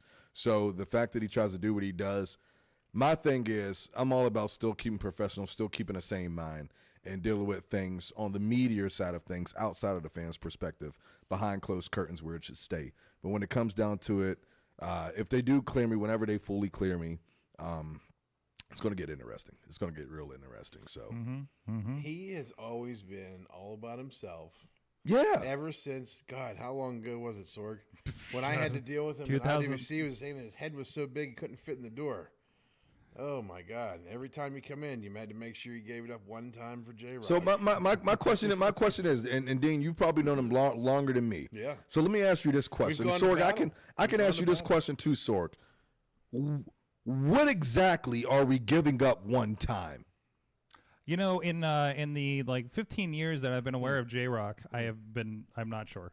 So I've never in figured it that out. time, have you given it up 15 times? I think we've asked him, Mike. We've asked him here on the show, haven't we? I believe so. But I remember I only gave it up one time, and that was probably in 2008. Were you walking awkward after? Not especially. You know, Okay. didn't last long. Okay. All right. This is one thing I've been wondering. But the fact is with this, man, honestly, I do want to give a big, huge thing, and I put them over on social media with the RWA Wrestling fans there. Tremendous people. Those have been people that I consider friends. I can consider family of mine. They look out after me. They send me messages. They give me video calls, video messages, and everything like that. And that is really what helps the recovery process a little bit easier. A lot of times that you see, man, I'm not gonna lie, a lot of times I smile, it's to just hide some of this pain and the fact that I can't go full go at this bad boy right now. But I am optimistic. I do feel good. I don't feel my best. I'm not where I want to be, but I'm not where I used to be. So I'm gonna take that as as it is and keep it trucking, man. All right. Mark in the chat room says J-Rock sucks. He's a piece of shit. He sucks more than a $2 prostitute. Go. Is he worse than the dollar steaks at Dollar Tree? Absolutely. I'm not even going to give him credit to say he's from Five Below. Listen, now on the real, if I can give you any advice, the thing that I want to make sure you understand is dealing with J-Rock for many years. Yes, J-Rock is egotistical. Yes, J-Rock toots his own horn. But J-Rock had the best time of his life learning and traveling with someone who trained him mentally to be one of the best, and that's Tracy Smothers. God rest his soul. Now, when you're getting in the ring with J-Rock, where he may be egotistical and he may be just pain in the ass, he can work. Absolutely. And you can't take that away from him. And over the years, he's also preserved himself like Ozzy and got himself in great shape, probably the best shape he's been in his whole career, honestly. Ozzy or J-Rock? Yes. Okay. So you have to not take him for granted because he will get you. He is just, he's an assassin in the ring. I mean, look what he did to your neck. Yeah, that was very true. He did something no one's ever been able to do. And so that's the thing. I think a lot of people, they always thought like, well, you're ever so sorry. And I told him this. I say, listen, it's the nature of the beast. Dean, you and I, out of all people, know things happen. It's the nature of the beast. It's Sure. what we signed up for. It's what we signed contracts for. Right. But at the end of the day, there's still a certain decorum and professionalism. And you know what it is. You feel like you're at the top of the mountain. There's always someone that try to take you down. And one of the things he's always said is, listen, man, I helped your boy Shane Taylor. I taught your boy how to be your boy. And that's what it is. And like you said, I'm not going to take nothing away from. I've seen this guy. I've studied him. Even going into these things and talking to different people that's in the office at RWA, I know what the guy's about. Clearly, on the other end of things and on the worst end of things, I'm just fortunate that it wasn't fully broken. You know what I'm saying? Sure. But at the same time, it could have been. So what fuels me to try to get back to the best of my ability is it could have been. Sure. Because my career could have been done without me even knowing it. Yeah. And you have to look at the fact, too, is, you know, through the years that I dealt with J-Rock, he did put a huge influence in Shane Taylor and Ray Rowe. And, you know, Sorg, you were there for those years. You saw that, too. Mm-hmm. He was the one mentoring them to become what they are today. Yeah. So you have to understand that you're not just dealing with someone who's been in the business for 20-some years, right? He does have in his head the ability to cripple you mentally and physically. Yeah. Mm-hmm. So if you need backup, I'm going to You keep let that me in mind. Getting interesting. So RWA next in 2 Saturdays on the 10th. Yep. It's going to be seasons beatings. Yeah. Like, what's your prospect there? You're going to be you're still. What's the prognosis looking for that? So He was egging you on pretty good last show. Yeah, and he almost got me. That's what I'm saying. I will tell you this: J-Rock is a man of his words. I think you had an entire crowd betwing you and him. Yeah, I think a lady tried to beat up her security. Someone said they got elbowed. She bit somebody, and so that crowd was behind me. They had to pull a guy from the ring. He was about to get in the ring, and I could say, man, J-Rock, me out of all people, I know a little bit about words, and to pull me a little bit out of character. I'm gonna give you that. You almost had me, but almost only counts in horseshoes and hand grenades. So the way that I look at it like this, they've allowed me to test it. I just tested it. We were out in Erie. I was out there with Shane Taylor. I was able to kind of test it out there. I'm gonna try to test it a little bit this weekend. Now the thing that they have right now is they allow me to try to test it in some multi-man matches because they're hoping that I'm not in the ring as much. Mm-hmm. So it's just enough to try to get it warmed up. My goal is to keep doing this training, keep doing this therapy, and hopefully they can fully clear me by December 10th. If they can, I plan every opportunity to punch him square in his mouth. So hopefully all this goes good. I have one of my final testings a little bit later next week leading into December 10th, so we'll see what happens from there. And to your credit, this isn't smoke and mirrors. You know, Rev's out there at the Stronghold with the trainees, taking the basic bumps, getting the feeling back in, the standard stuff, getting the simple, easy stuff down that you need to work that neck. So, you know, it's not just blowing smoke out there, J-Rock. You're going to be giving up one time for not the daddy. You're going to be giving up for Rev. Yeah, baby. But in hindsight, you tell Feel Bad and you tell whoever that if you need someone in your corner, I got you. You know, that sounds pretty ratifying. You know, I'll eradicate the fuck out of somebody. I'm just saying. That turned me on, brother. I see it poking up. Yeah. Oh boy. Oh boy. Yeah. Oh boy. Oh, it's an orange pill. Never mind. Yeah. Sorry about that. Sorry. Well, let's move it on. Unfortunately, the same night, fans got to choose. Although I think everybody's already in their camps picking one or the other. I know RWA fans ain't going nowhere, and same with the guys down the road at Rise. It's going to be the 6th anniversary. Did we determine? Yeah. Is that where we're at? Man, I can't believe that comes. Isn't that amazing? Crazy. I remember I was there from the jump when they were running, and then even helping with like some post show stuff and commentary and everything. So I think with Brandon K and all hands on deck, Chrissy, their whole entire family and everything like that. Dean, the students that are there that are growing, some that have graduated, that are on the show full time, the people that are driving in, flying in. It's all hands on deck. So I think it's something good to see. Positivity of a company. Mm-hmm. And the good thing about it too is only being 6 years. Yeah. They was able to get through the pandemic and stay alive. And a venue problem with that too. A venue problem. Yeah. I forgot about that one. I mean, it's been one uphill battle after the next, and I'm not here to tell Brandon's story because that's obviously more to the detail on his end. But just from seeing things on the back end and looking at it, and that Uniontown location is fantastic. A lot of expand. I always love the commercial we did here that we run here is because I saw the pictures and I'm like, this looks cool.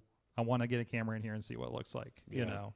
And even where they're running the shows down there, they got room to grow. That's for sure.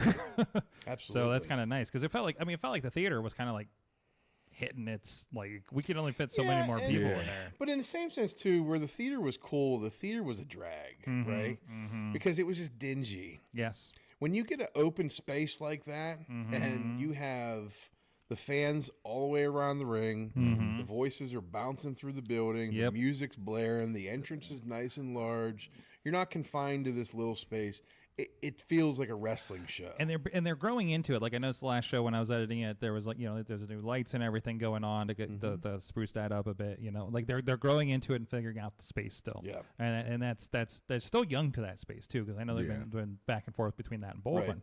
So no, and I've never been to that. I've never been to the new Uniontown shows yet. So, and I'm hoping I can get there in the very near future. But no, very cool stuff going on there. The biggest news from next week, and we got feelers out. We're going to try to get AJ Alexander on the show because I know he is being put in pretty much a dream match. Next week. Like this match with here. Let me pull it up over here. So Christian Noir and Laura Lovelace against AJ Alexander and Sumi Sakai. Who I believe was the longest Ring of Honor Women's Champion. Was it? And she was the inaugural or Women of Honor. Or I think I'm getting my belts confused maybe. But yeah, so that's going to be huge. No, I think it was Ring of Honor. Was it Ring of Honor? Yeah, Ring of Honor. It was the second belt that they did, right? Okay. So though that's going to be a very big one. The anniversary shows are usually like the first show I went to was an anniversary show. That was Brandon and Duke Davis. Yeah. Going at it on that one. Pretty Boy Smooth, Edric Everhard for the Rise Grand Championship. Who is there a man? We got a lot of great champions in the Pittsburgh area, but and all respect to the Rev. But he's had it for most of the year, and PB's been like everywhere with that belt. I would say congrats to him. I think and I believe starting with our inaugural Lee Moriarty, if I'm correct. But even going through it, just to see how each champion has been able to transcend the belt in their own way, and I think one of the most notable ones is you're seeing PB defending it like. For example, all the way on the West Coast against former WWE superstars like JTG. But I think it's the prestige and the honor of holding a championship and wanting to make it even more relevant than it was than the previous champion. And I think no matter where the company goes in the future, if every champion just looks at how they can do their best to continue to grow the relevancy of it, that's how you help the company as a whole grow as the face of that company. So big shout outs and respect to PB doing his thing out there for Rise Wrestling. Absolutely. I can't think of a belt that's been as well traveled since like early IWC days. Yeah. Right? Like the what was the international belt that they like Soldier had and stuff? It was what was it? It was the international heavyweight title, I believe it was. Okay. But in the same sense too, I believe did Doe take the I think Super Indy title or the heavyweight title? I think the heavyweight title got around some places too. Yeah. I think Hentai he defended the Super Indy title in Hawaii and That's right, I forgot about the Hawaii show. I can't remember. Man, Or for hentai, Hawaii. HL Supreme. HL Supreme. HL Supreme. But yeah, I mean, I don't remember if Glenn had anything when he went over. Glenn Spector. Yeah, Mm-hmm. he might have had a tag title. I can't remember. Like those years are foggy. Too many concussions. The vodka, as we discussed earlier. Right? No, it's definitely the concussions. Definitely the concussions. Try to give him street cred on that one. Trying to help out, But I just, there was a few times. I mean, and for me, I mean, I didn't get to take a title from Pittsburgh over, but it doesn't matter where you are. Like when I was living in Arizona, wrestling for IZW in Phoenix, I was the NWA Arizona heavyweight champion and then the IZW heavyweight champion. When I went to Japan, I had those titles with me over there too. Okay. So, and that wasn't the first time the IZW title went over, but it's one of those things where you never know when you're going to get an opportunity. To Rev's point, like you got to keep pushing. No matter where you are, what company you're in, you're representing the company. If you get an opportunity to go somewhere, try and interact everything you have. You know, I'm not a huge fan of like the guys who sit out there with 15 different title belts with pictures and everything else. It's like, okay, I mean, it's one indie, you've seen them all. It's whatever. Yep. They don't mean anything. They don't have a contract to you, so they don't mean anything. You're just another indie champion. It's cool. Kudos to them for the companies believing in them, but there was only one person who had prestige to a shot like that, and it was Ultimate Dragon when he had all the belts. And I'll give Sterling his due too, because when Sterling had a lot of those belts too, he had the 1PW and all that other stuff. The current Corey Graves, for those who Corey don't know. Graves, sorry. Yes, Yeah. that's okay. So, It's just for the newbies out there that gotcha, don't know. gotcha, They don't gotcha. know. Not everybody's in depth in Pittsburgh history. like we are. For the wrestling fetuses out there. Yeah. Some people are from Seattle. Some people are from the West Coast. In California. They don't know. They don't know who Sterling James Keenan is. They should. They should. Yeah. They should. Do your research, YouTube children. it. Go look at the Indie Wrestling YouTube. We got a lot of the stuff over there. So, including a War Games match, actually. So that was a great match. Troy Lords and I were just talking about this. We were talking about it, I think, last week or something. Where do we find this footage of it? It's on YouTube. Is it? Yeah. We both tried to find it. I couldn't see it anywhere. It's on. It's gotta be you got to on there. find it and send me the I'm link. looking. It's on there. Come on. Send me the link. And is that the only time there was a 2-ring War Games? It's the only time there was a 2-ring War Games, and did we talk about this last time we were here? I can't remember. Maybe. We'll talk about it again. I love So, it. It's my favorite thing. And I was a month away from seeing this because I came to the next show. After that, I missed it. So the best part about it, never forgive myself. We're sitting there. We help get everything up because, it's one of those things where you got 2 rings, 2 cages. You got to set everything up first to make sure everything's going to link together, right? We get the cages up, and I'm standing with Norm, and I look, and I'm like, there's a gap in the middle. I remember having this discussion. I don't know if it was on the show, but I remember this discussion. There's a gap in the middle. What are we going to do? I don't know. Well, let's say fuck it and go get barbed wire. So we just wrap the gap barbed right wire. there. There's the gap. We wrap barbed wire from the top to the bottom. If that camera cuts over, you'll be able to see. Good God. But who's that? That's Dennis Gregory, and that Looks like is Sebastian Dark. Yep. Bleeding, guts all over. As always. We're just gonna bring this up every time you come on the show. That's probably. okay, because this is one of the largest crowds in Pittsburgh. Okay. In Pittsburgh history. Yeah. Oh, look at that. That's great. Definitely needed more cameras. I think There they it is. probably There's the still. barbed wire. There's the barbed Oh, wire. it's- There it Is is. that one camera working his whole show? I think they had one camera working the whole show. Yeah. Troy Lords. Oh, it was fantastic. At first, they were like, let's put the camera on the inside. And they were like, no, I'm not doing that. Why? Because I don't want to get hit. And it Oh, was like, come on. Oh, come on. Wow. TF, what are you doing? Throw Marcus in there. He'll fucking. Yeah, you're talking to the guy that did, what was that, 8-person War Games in the smallest cage I've ever seen a few months ago. What was that, VCW? That was VCW. It was that one. And it was so tight. I was like, oh, I'll have room. I did this for Marshall's last match at IWC. You had no right? room. Yeah. Well, no, I was fine there. With this one, it was like every time they hit the ropes, they just like punched me in the gut. And I was like scraping the back of my shirt on the back of the cage. It was the scariest cage I've ever seen. All I know is during this match, there I am.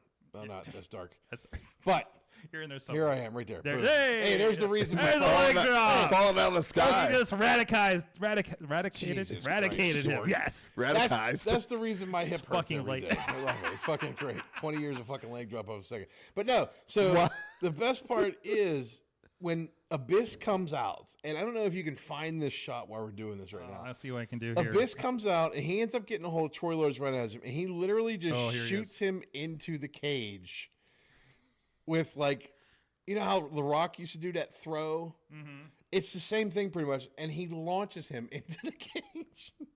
And I think I just saw Bryce in the corner of that shot too. Bryce Yeah. Rensburg was Yep, a yep, regular yep. out here. Yep. Wow, this Yeah, is great. I think that was his head. Who is that? There Oh, he it's Chris goes, Hamrick. and plow. There you go. There goes Hamrick. Yeah. What a fucking. Good old Chris There Ham. goes Denny. Yeah. What a show. There's Sterling or Corey Graves. I need the full link to this match. I will Jeez. definitely watch Yeah, this. I'll send it. We'll put it in the chat room right now. Oh, here we go. So where are we looking at? Wait for it. Wait for it. Wait Tell- for it.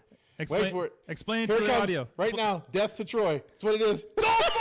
Wow. Oh fuck! Wow. Oh, God. Oh no! He has a structured settlement and he needs cash now. And here's the best part. So Troy and I are talking about this, and we're like, man, the reviews look good, but neither one of us can remember the fucking match, right? And we're sitting there trying to find it, and it's like, fuck, I can't find it. You gotta look for the show, not the match. Got it. Yeah. Got it. But that is in the chat room, But- and I'll send that to you guys. What a gem. Hamrick, I think, does the leg drop off the top of the cage, which God bless him for that. Oh, of course. And CJ does a dive off he the did- top of the cage. Hamrick did a top rope leg drop like every show, right? Oh, yeah. Yeah. Do you expect anything different? He bragged about the Hamrick bump. My, He tried to talk me into it. I was like, it's not as bad as people think. my favorite indie match that I ever watched live was in Wilmerding, PA. You had me At at the Wilburn. YMCA. Oh my God, this gets better. And it was Smothers and Hamrick versus the Midnight Express. What? Oh, And In so- Wilmerding? And that there was like 500 people jammed in this little YMCA venue, right? And Hamrick started the match off doing the top rope gimmick where he falls and hurts himself. And as they go to help him out, he kicks the rope and hits him in the balls. And it's fucking amazing. It's good shit.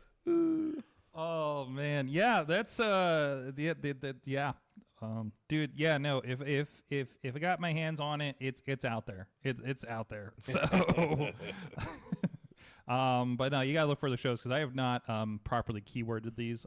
It was kind of a bulk drop on Good job, on YouTube. Sorg. So listen, I think Pittsburgh history needs to be exposed so I people agree. can find it. There's a lot. There's a lot of it. We're going to start rolling out some early shows for some of the other promotions we work for. So look for some early 2PW shows to start showing up on YouTube outside of the memberships. Actually, I don't think we've had it on anything but the network for the first 2 years. So we're going to be messing with that a little bit. But no, like all the way back to, God, like, yeah, this is No Excuses 2 Part 2 if you're looking for it out there on audio. And it's part of that video there. I really should probably remark this War Games or something since everybody's looking for it right now. So It's not. I tell you what, it's not. It's not Uncaged Fury. Uncaged Fury. I love this story too. Oh, good lord! Also, there's just the cage didn't show The up, cage right? did not fucking show up.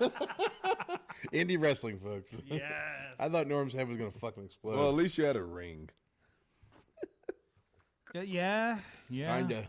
Now, here's a question for you. Would you prefer a ring and no cage or a cage and no ring? I think so. The fun part about all this, and again, my brain is mashed potatoes. So, Sorg, you can help me with this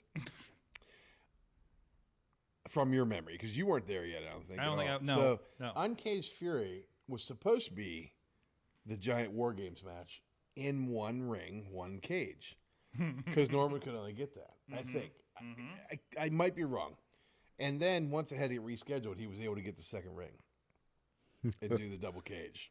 Thankfully, that's how it worked out. Somebody was talking about a company out in Eastern PA, and they did a Hell in a Cell match. Did you ever hear about that? I know. I want to know about this. I want to say Facade was on the show. Wait, hold on a second, because I found the Uncaged Fury. So we still had a War Game style Extreme Rules match Yes. with Abyss, Hentai, Sebastian Dark, Shirley Doe, and Gregory Bolin, Yes. M Dog 20, and Yes. Sterling James Keenan. And that was I Okay. came out after the match and turned on them and joined the Unholy Alliance. Okay, all right. This also has McChesney and Loki. My God, Delirious Christopher Daniels. Fuck these old cards. Dude. Man, Cleveland Mafia, J Rock and Raymond Rowe against the Gambino Brothers Moving Company. Oh yeah, don't forget that part. Kings of Wrestling, Chris Hero and Claudio against Jason Gorey and Shima Zion. One Walking Wild now. Ricky Reyes, Larry Sweeney, R.I.P. That's stacked. Balls, Hot, Troy Lords, and Vendetta. Now look at that from a perspective. Rev said that's stacked. Yeah. That's every show for years. Yeah. Oh, yeah, it was. Oh, yeah. Like- I was talking about this. You're a perfect person to bring this up with. Because I brought this up. I got Old Man Sorg for a little bit the other day. Okay. Because I was like, I remember back in my day when I went to these shows. There's no guardrails, first of all, before I didn't see guardrails. We probably have Jimmy DeMarco to thank for that. Likely. I remember, like, after, like, every hot match, there was a standing ovation. Yeah. At least 50% of the crowd. Yeah. And I realized I never see that anymore. No. I saw the only, like even I'm going to, like, Warrior Wrestling, which is fucking fantastic, right? And they're bringing all these guys, and you'll see it after like an Osprey match, right? But you won't see it for like holy crap, tear down Lucha, what the fuck just happened match, right? That's a big thing I miss in indie wrestling, or at least in the area. I don't know if this was happening in other places. Like there was a lot more respect. See, here's where I'm getting Old Man Sorg. He said there was respect. Damn it. But it was like an ingrained like. No, yeah. Holy fuck, that was great. Let's after Troy and Hentai killed each other in a ladder match, right? Things like that, or if Troy and Vendetta had a killer match here, open this card, we would be standing up and applauding this, right? Yeah. And it just seems rare these days. So, the little things that I do remember, right? So to the point of this saying, like with Rev, like these cards were not stacked. That's what the indie scene looked like. And I've said this numerous times, and Rev's heard me say this to the trainees, and I'll tell anybody this. My time in professional wrestling was special because of the time I was in professional wrestling. I was in the best years because of the people who were on the same level, right?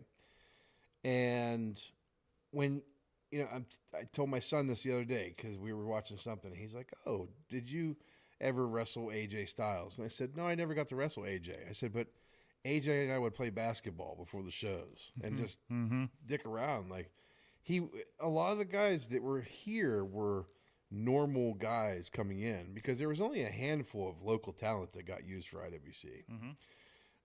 Another thing that made them different from everybody else, you didn't see the same guys on the card 10 or 15 miles between each other, which is what kills rosters. Yeah. So that being said, I was watching my match with Abyss, and Abyss was at the point in his career where he was the NWA heavyweight champion. And the crowd... Was that the TNA NWA at the time? Okay. Yeah. So just watching that match, and then we went back and watched the CCAC show where I beat Sterling for the title. And the lead-up matches. So, like, the Hopewell show, whenever it was me and Sterling for the first time, and Punk was involved, Raven was involved, and, hoopla, blah, blah, blah, blah, blah. But to your point of the fans, they weren't so spoiled as to what they are now. Because wrestling has just completely changed, right? In that area, we didn't have as much access. We didn't have 5 promotions all vying for our attention and 10 promotions in the area and all this stuff. It was like didn't have the internet to what it is today. It was just coming about, right? Yeah. So you didn't have all the outlets, and you didn't have all of the spectacle that gets put with social media and everything else nowadays. Like, you still had, I remember putting videotapes together for people. Like, it's one of those things where it was just so special, not just because of the talent, but because the fans weren't spoiled yet at that time, right? He has hair. So I did have This is hair. the somebody has your match with Abyss up on Daily Motion, actually. Yeah, I mean, and it's a good time, right? So, like, and Abyss is one of my favorite people that I ever worked. He's so easy to work. And it's funny because going into this, he was worried because his back was all fucked up, and he was going into the pay-per-view to defend this title. And when we went out there, he's like, take care of me, brother. I got you. We're good. But he's one of the nicest people I've met in my years of being in the business. But these crowds were just, to your point, the level of respect. It was 100% due to not having the exposure that they have nowadays, and that special, like, what do you want to call it, to the roster. The roster was not 15 or 20 local guys. It was unique. Yes, that's the word I'm looking for. Thank you. It was unique because it wasn't the same people on the same shows, 10 or 15 minutes down the road, double shot in the same shit. You don't have any worth if you're doing that, And somebody asked me one time, like, well, when you was with IWC, why didn't you work other companies? Why? All the good talent came to you then. Do they have AJ Styles and Christopher Daniels and all these guys? No offense, because I have no issues with Powerhouse Hughes at CWF in Menneson. No, there's no reason for me to work there. I worked a few shots for him in favors to my cousin, but other than that, I didn't need to work anywhere else. Anything else I did was out of state. You start jumping between 5 different companies, and now there's too many cooks in the kitchen. You can't get a good storyline out of it. And it just sucks. Your product sucks at that point. Yep. And current promoters, I have told that, even my best friends, I've said the product sucks because it's all the same shit. And you have to be unique. And if you can't be unique, then your product will be stagnant and you'll still draw 100 people or 150 people. If you want to take that next level, you need the Christopher Daniels, the AJ Styles, those hot people that are on the network right now, brought in. And do a shot with them and build your crowds. It's I always say this when I started going to wrestling. Like, I came in because I saw a show that had Ricky Reyes, Larry Sweeney, a bunch of other guys I heard about on the internet, and then I stuck around for the crazy 4-way tag matches and everything else, right? Like, sure, like that's the formula. And take it one step also to IWC with those years. You had all those ECW guys that were coming in, regulars. They weren't just coming in for shots. Sandman was there almost every show. Norm was on Twitter just talking about how he started getting texts from Sandman over the holidays. That's because that doesn't surprise me. Nope. Yeah, So. but I mean, like Sandman and Raven and Balls Mahoney. I love Balls Mahoney. He was a great guy. And another one. Hopefully he's in no pain now. So, but him, Axel Rotten would come in, and it just, man, again, I had the best times in Pittsburgh IndyWrestling here. All those years. The time of his life. Baby never went in the corner there, Rev. You didn't put her in the corner? No. Oh wow! But no, it was definitely a different, to wrap the whole thing up there. To your point it was that they weren't spoiled. Now fans are spoiled, even on a mainstream WWE level. Everything else, they're just spoiled. And I think, and that's I think that's why it's not their fault. No, and I think that's why something like RWA even thrives because like how many people are local. Right, like you're one of the few. Yeah, there's barely. It's always been the southern flavor. It's always been Eats comes in from 2 states away at least. Yeah. A lot of people coming from Carolinas and Tennessee and things like that. I think on an average, I think Eats said he has about 7.5 to 8 hour drive one way. Yeah. But in the same sense too, if you look at RWA is a whole different machine. Absolutely. Because they picked the perfect town I don't know how they found it, but somehow it works, man. They did. They picked the perfect town to run wrestling shows. Yeah, yeah. And I compare New Stanton, not in volume, but Yeah. as the crowd goes, to Franklin with the Legend shows. When you pick You mean West Newton? what'd I say? New Stanton? Yes, West Newton. West My Newton. bad. Okay.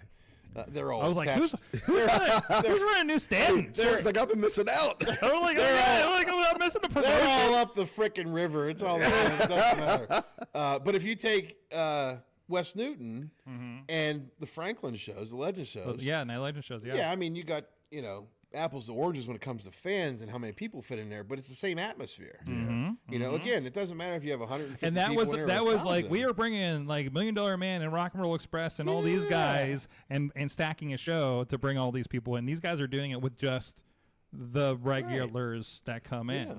Yeah. And it really does. And that's they've built the strongest base that I've seen. And like I can that's incredible. And I think.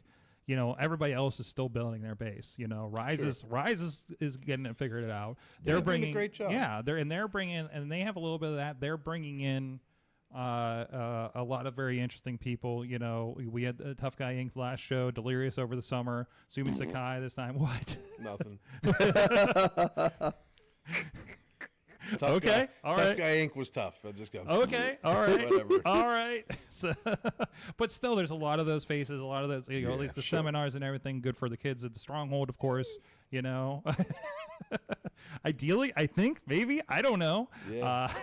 I would say like what I try to tell people, and I'm not one that's like, oh, well, I'm over here. You need to do this. I would say if there's good quality professional wrestling where you're getting a good foundation and a base, then that's good for the whole city.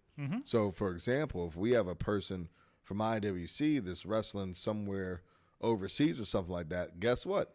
I'm going to support them if they're bringing good quality wrestling because they're representing the city. Absolutely. They're representing Pittsburgh professional wrestling. Sure. So as a whole, I can speak for myself, but I want Pittsburgh professional wrestling as a whole to be good. And just as long as you have some good quality and to it. seen. And seen. Yeah, that's been exactly. that's been the big thing. I want Pittsburgh to be seen. Yeah. Right. Because I want people to see what's been happening here, and people are seeing it because they're getting to all of the platforms. Yeah. Yeah. I mean, That's what I would tell people. Like, don't sleep on the Pittsburgh wrestling scene. Don't. yeah. Like it's pretty incredible when you look at that landscape with the Lees and the Corey Graves and the Walking Wilds and everything that Yep. Elias, they're there. You Yeah. know. And to the younger generation, when you mention those names, there's one thing that is aligned with all of them. Yes, they learn their stuff in Pittsburgh, but They got out. they went out and learned more of the trade, right? So I believe Elias went down and trained a little bit with Rip Rogers. Okay. Lee went to he just talked about this on a Jericho podcast with Shima, Joaquin Wild. When he was in Mexico, he called Lee and said, hey, come down. No guarantees in wrestling, but you get to learn, right? And the experience is key. And all those guys, Sterling, going over.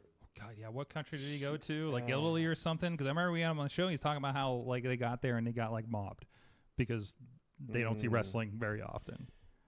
I can't remember. Where was 1PW running? Well, 1PW was England. He had England, and then He had England.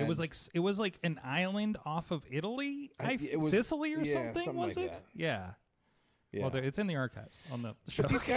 But these guys went out. Yes. And not that they needed to go retrain, but they needed to get more dust on their boots. Yeah. And I think that's what guys don't understand. Taste more flavors. I think the one thing that pisses me off more nowadays about wrestlers is before they've even made a name for themselves, they got 15 different fucking T-shirts and 7 different stickers and 37 different fucking magnets for their grandma's closet. Like, listen, go out and learn how to work first before you invest in some shitty T-shirts. You're a shitty worker on a shitty T-shirt, you're not going to make any money for anybody. Yeah. Take the time, put the years in, and get the craft in there and become what you're promoting. If you're promoting trash, which there are many who do it, if you're promoting trash and you think that you're at a level of one thing, well, guess what? If you're not booked higher on a card, or if you're not booked for a company that has regard, you're not that good. And you have to accept that, right? So I just wish people would take more time to learn the craft and stop worrying about T-shirts. No one has patience all this anymore. bullshit. That's it. They don't have any patience. Yeah. You got to have patience, and you got to be around people that you're going to learn from, not people that you're going to click with. There's a huge fucking difference. And I think it is people seeing,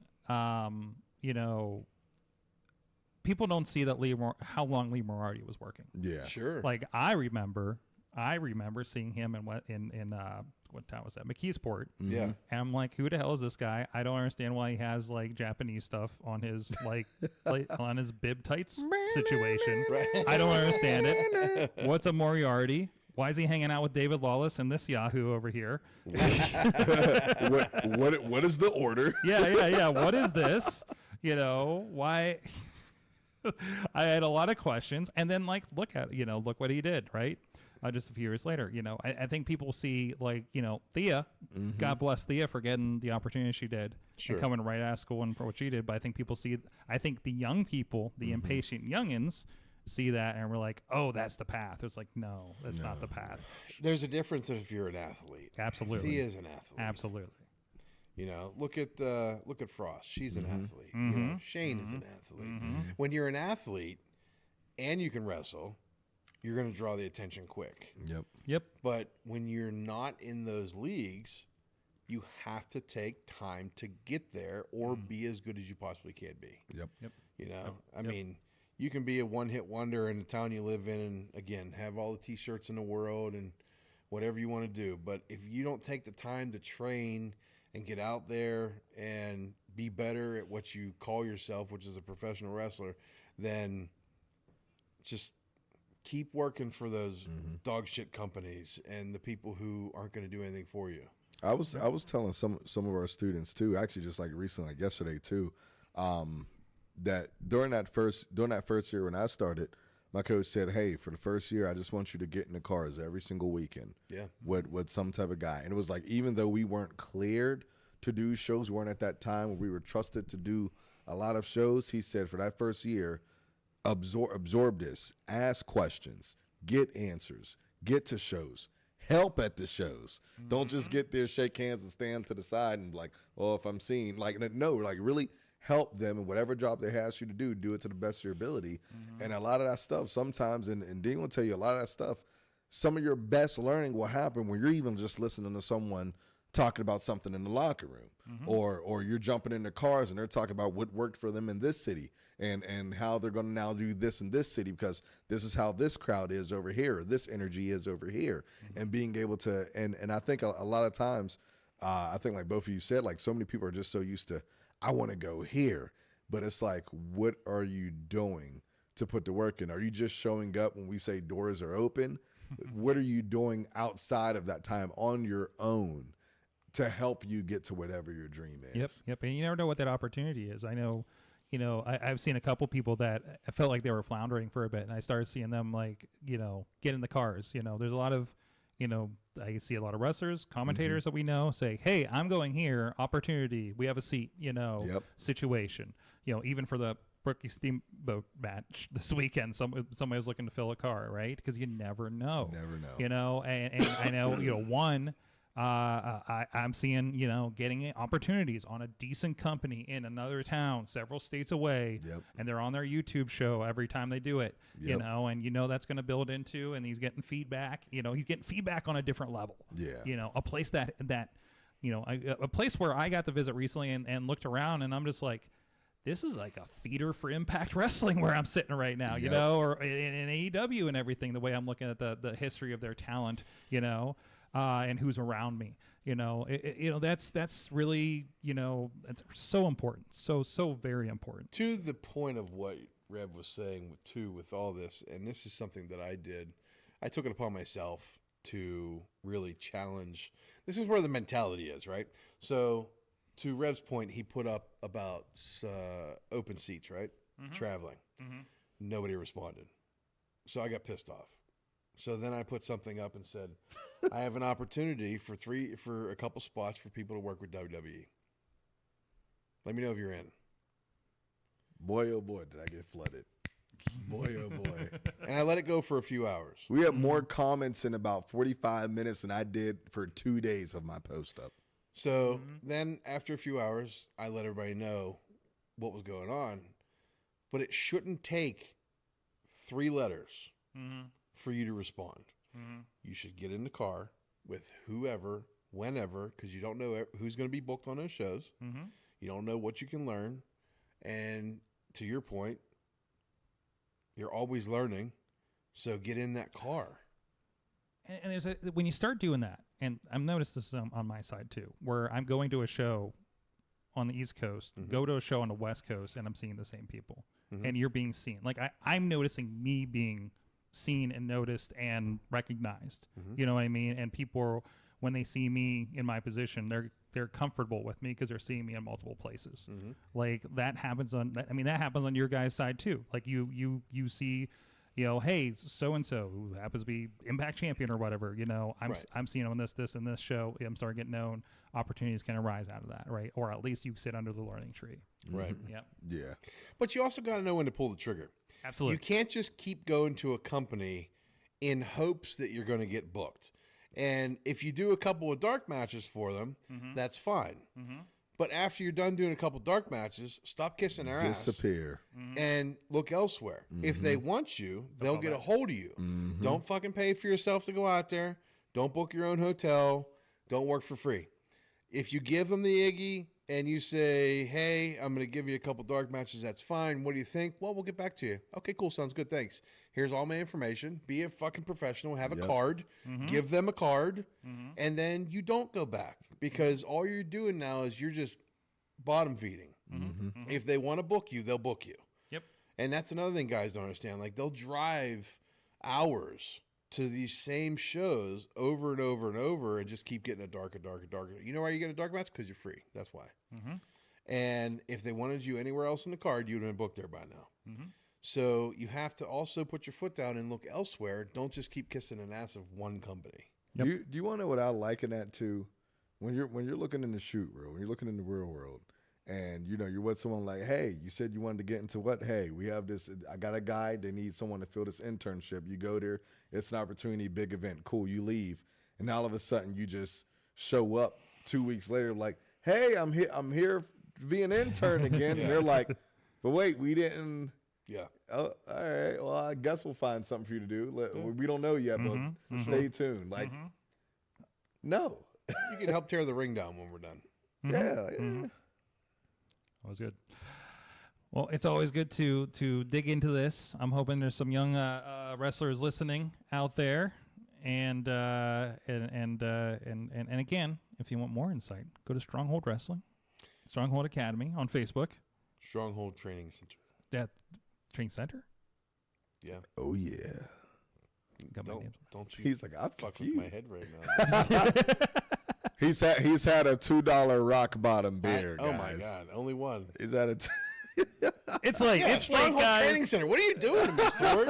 an academy. I in my mind, it's an academy. Also, to that point, with the Rise show, Sumi is doing a seminar. Yes. So if you haven't booked it already, I highly recommend jump too. on board and get a part of that seminar, male or female, because you will learn from her.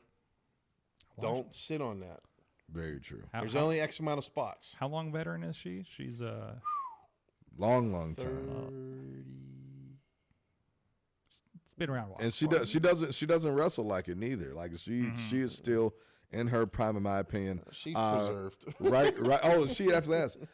She is actually one of the coach. I think it's her and Burger. It's her and world famous Burger. They're running a school actually out of the original ROH dojo that's in Bristol.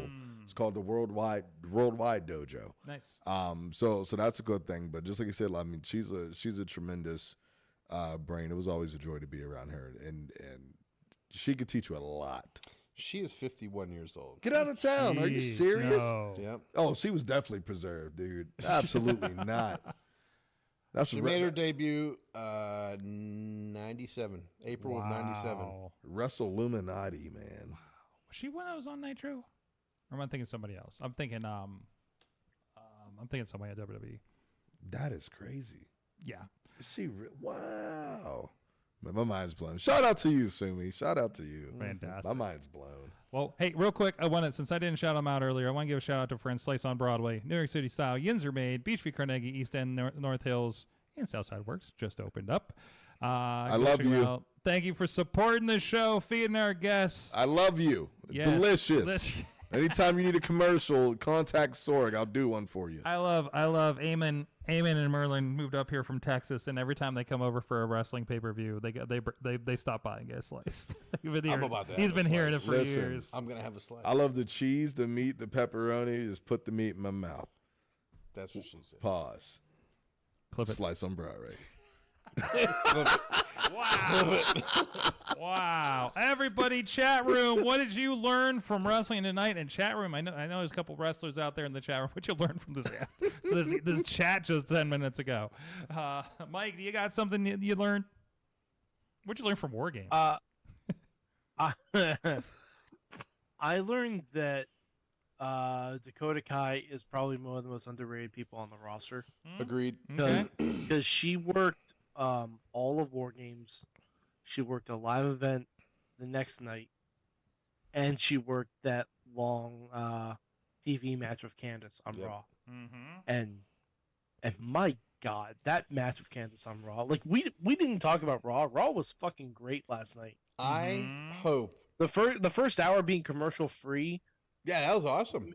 Oh my God, I wish they could do that every week. Mm-hmm. I know it doesn't work out logistically, sit- but the show had momentum, Mhm, like the mhm. entire show. Yep. Like it was just, and maybe it was because of a scaled down roster, How about because people were hurting from War Games. Like I don't know. How about they had like the most interesting stuff of the Candice LeRae match, like during the picture-in-picture. Like there was the brawl and pull part and security and everything during Yeah. picture-in-picture. Like what the hell's going on here? That's as bad as AEW doing picture-in-picture when people are on a promo. Yeah. I'm still waiting for the one time when a match ends on a picture-in-picture. It commercial. almost did. Oh, my God. It almost did on AEW one time. Like I think they came back for the 3 counts at one time. It was Yeah. probably a women's match, Yeah, right? yeah. I mean, I don't know what it That's was. And then hilarious. Tony was I like, guarantee it was a women's and Tony's like, yeah, we want them to tune in for picture-in-picture. So if it ends on a match, it ends on that picture-in-picture. So I tell you what, and hopefully good big things come from this. I've always been a fan of what's his name, Sam Shaw. Dexter Loomis. Dexter Loomis. Yeah, so I was happy to see they brought him back. Mm-hmm. But after seeing him wrestle The Miz, now with that character, they have to evolve him quickly because you can't do the blank stare and this and that and the other. It doesn't work in a giant arena as well. No. Well, no. I mean, there's a very easy way to do that. Dexter Loomis makes a Christmas wish to Santa, and Indy Hartwell's back on Raw. Yeah, I hope that does happen because that was a night. They had good dynamic. But I tell you what, one of the coolest things that was takeaway from that match was the story of him handing the money out. And literally, the Grinch himself, The Miz, reaching over and grabbing that $100 bill out of the kid's hand. And that kid had like one of those faces, like when the Randy Orton girl or whatever it was, or was it a Miz girl? Or It was a Randy Miz Orton? girl, I think. Miz Yeah. girl. So it was the same effect, right? So the kid's face melts, and then he takes the super kick, and then he reaches over and grabs it, and Johnny gets Gargano. the money back. Yeah, he grabs the money, he hands it back to the kid, and the kid lights up like a Christmas tree. Did I you was like, also oh, have man. throwback vibes to Big John Studd and Andre from WrestleMania 1? Yeah. Did you guys notice that one of the kids that Dexter handed the 100 to, the kid, like, he was like, and then immediately like, checked it. He looked up at the light. Immediately checked it. I'm like, that kid is going. Yeah. Like he's a places. genius. He's He's a- And already the ahead place of his he's game. going is the merch booth. That's right.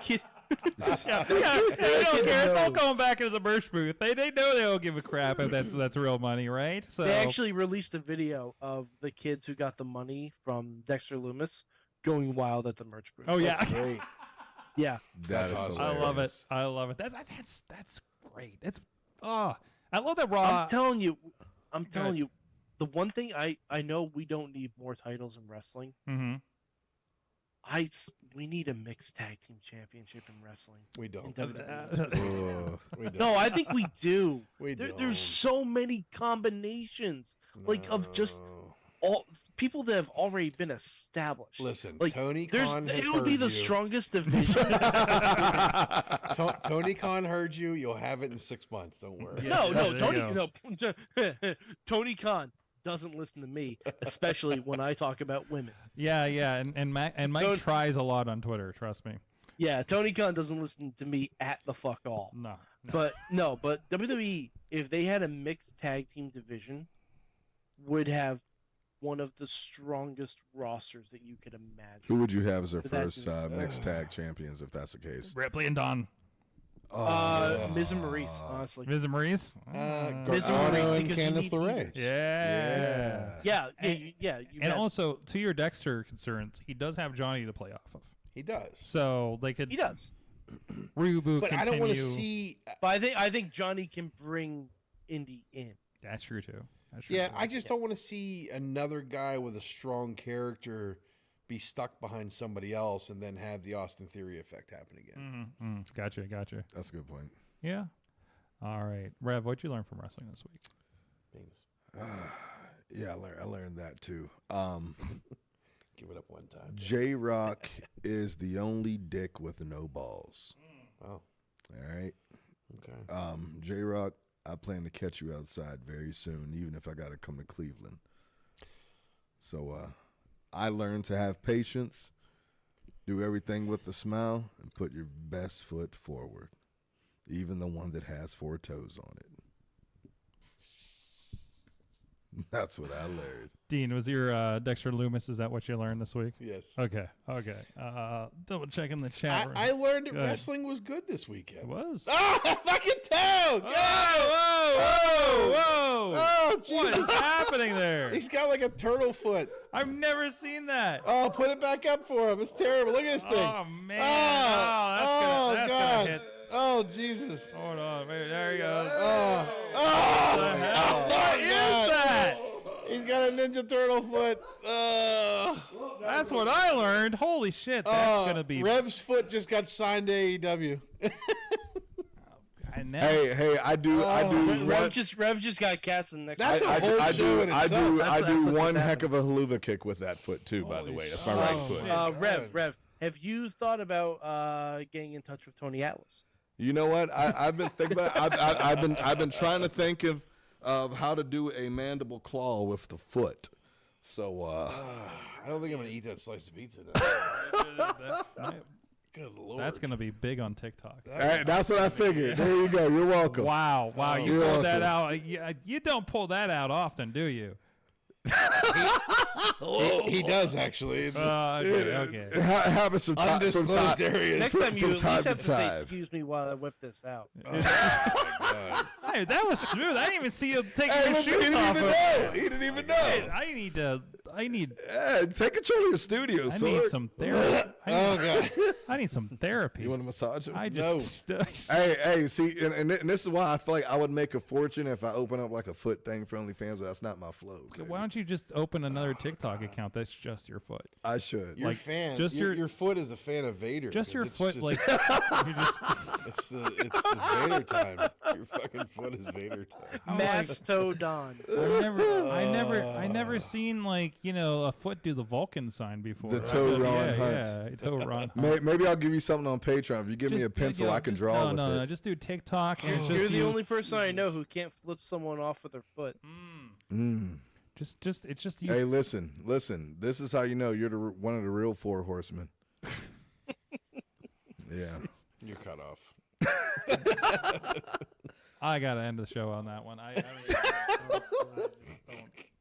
Chat room's flipping out. Oh, God. Everybody's gonna have questions, and And we don't have answers. I know. I'm going to have Rev Ron Hunt, thank you. I'm going to have PTSD. You're welcome. Thanks for putting your best foot forward, Rev. You're welcome. Oh. Hey, one step at a time. Don't show me, but Thanks for putting your slice on Broadway. Is it just that one or both of them like that? It's just Is this the one. Okay. It's just this one, just the right foot. Okay. So in other words, And yes, I do wear the later same down the line- size shoe on each foot. I've had later that down question. the line, you have to go as old Nine Toes Rev. And this is why I get mad when people cut promos on me and they're like, "Listen, hey, 10 toes, whatever," and I'm like, I don't got them. What? Was that 10 toes down or something? Who's giving a 10-toe promo to you? How does that work? I don't know. Wait, but They try it. They try. I've experienced some things in my time. It's the best of times is the worst of times. But How do you get toe jams out of the middle of that crease? it never happens. The crease is too big. It's very. You know, I really do feel like It's like the Michael Strahan problem. Same thing. So here's what I think that happens real quick. I think this actually helps me hit the ropes faster and harder. Because it's just that extra weight that it's not there. Like I get the hit. Yeah. more Your foot is aerodynamic. like a camel toe. It's like, Yeah. You should see me when I hit the springboards, man. They're phenomenal. oh my god. Oh. You know, if you got those shoes, the Japanese shoes that like split the toes, right? You would fit right in there, some bitch. Yeah, but you got that one that just. Yeah, you'll be all right. So, you don't have the one that goes like if that. if anyone is Christmas shopping for the Rev this year, do not get him. Dude, don't get me those toe socks. I've actually tried those on just to see and whatever your brain is imagining is exactly how it looks. It just. So you got one loose toe. Yeah, just one. Just. Well, guys, we're going to close the show here. Thank you for Dean Radford. Thank you so much. Thank you. Stronghold. For having me again. The Stronghold Whatchamacallit Academy. And He's so done. I don't even know. Training Center. We're going to do a Patreon after this where we're going to ask more about Rev's foot. Oh, boy. And I think we have a Jake Garrett and a gathering story to ask you about if you're still up for it. So join Patreon. We'll have the link later in the week, presuming this all goes well. Thank you for joining us. This has been Mayhem out. We'll see you guys next week. Just wait, just wait, just wait, just wait. Wait for the perfect time, then attack. Don't give up what you want, take it back. Wait for the perfect time, then attack. This show is a member of the Sorgatron Media Podcast Network. Find out more at sorgatronmedia.com.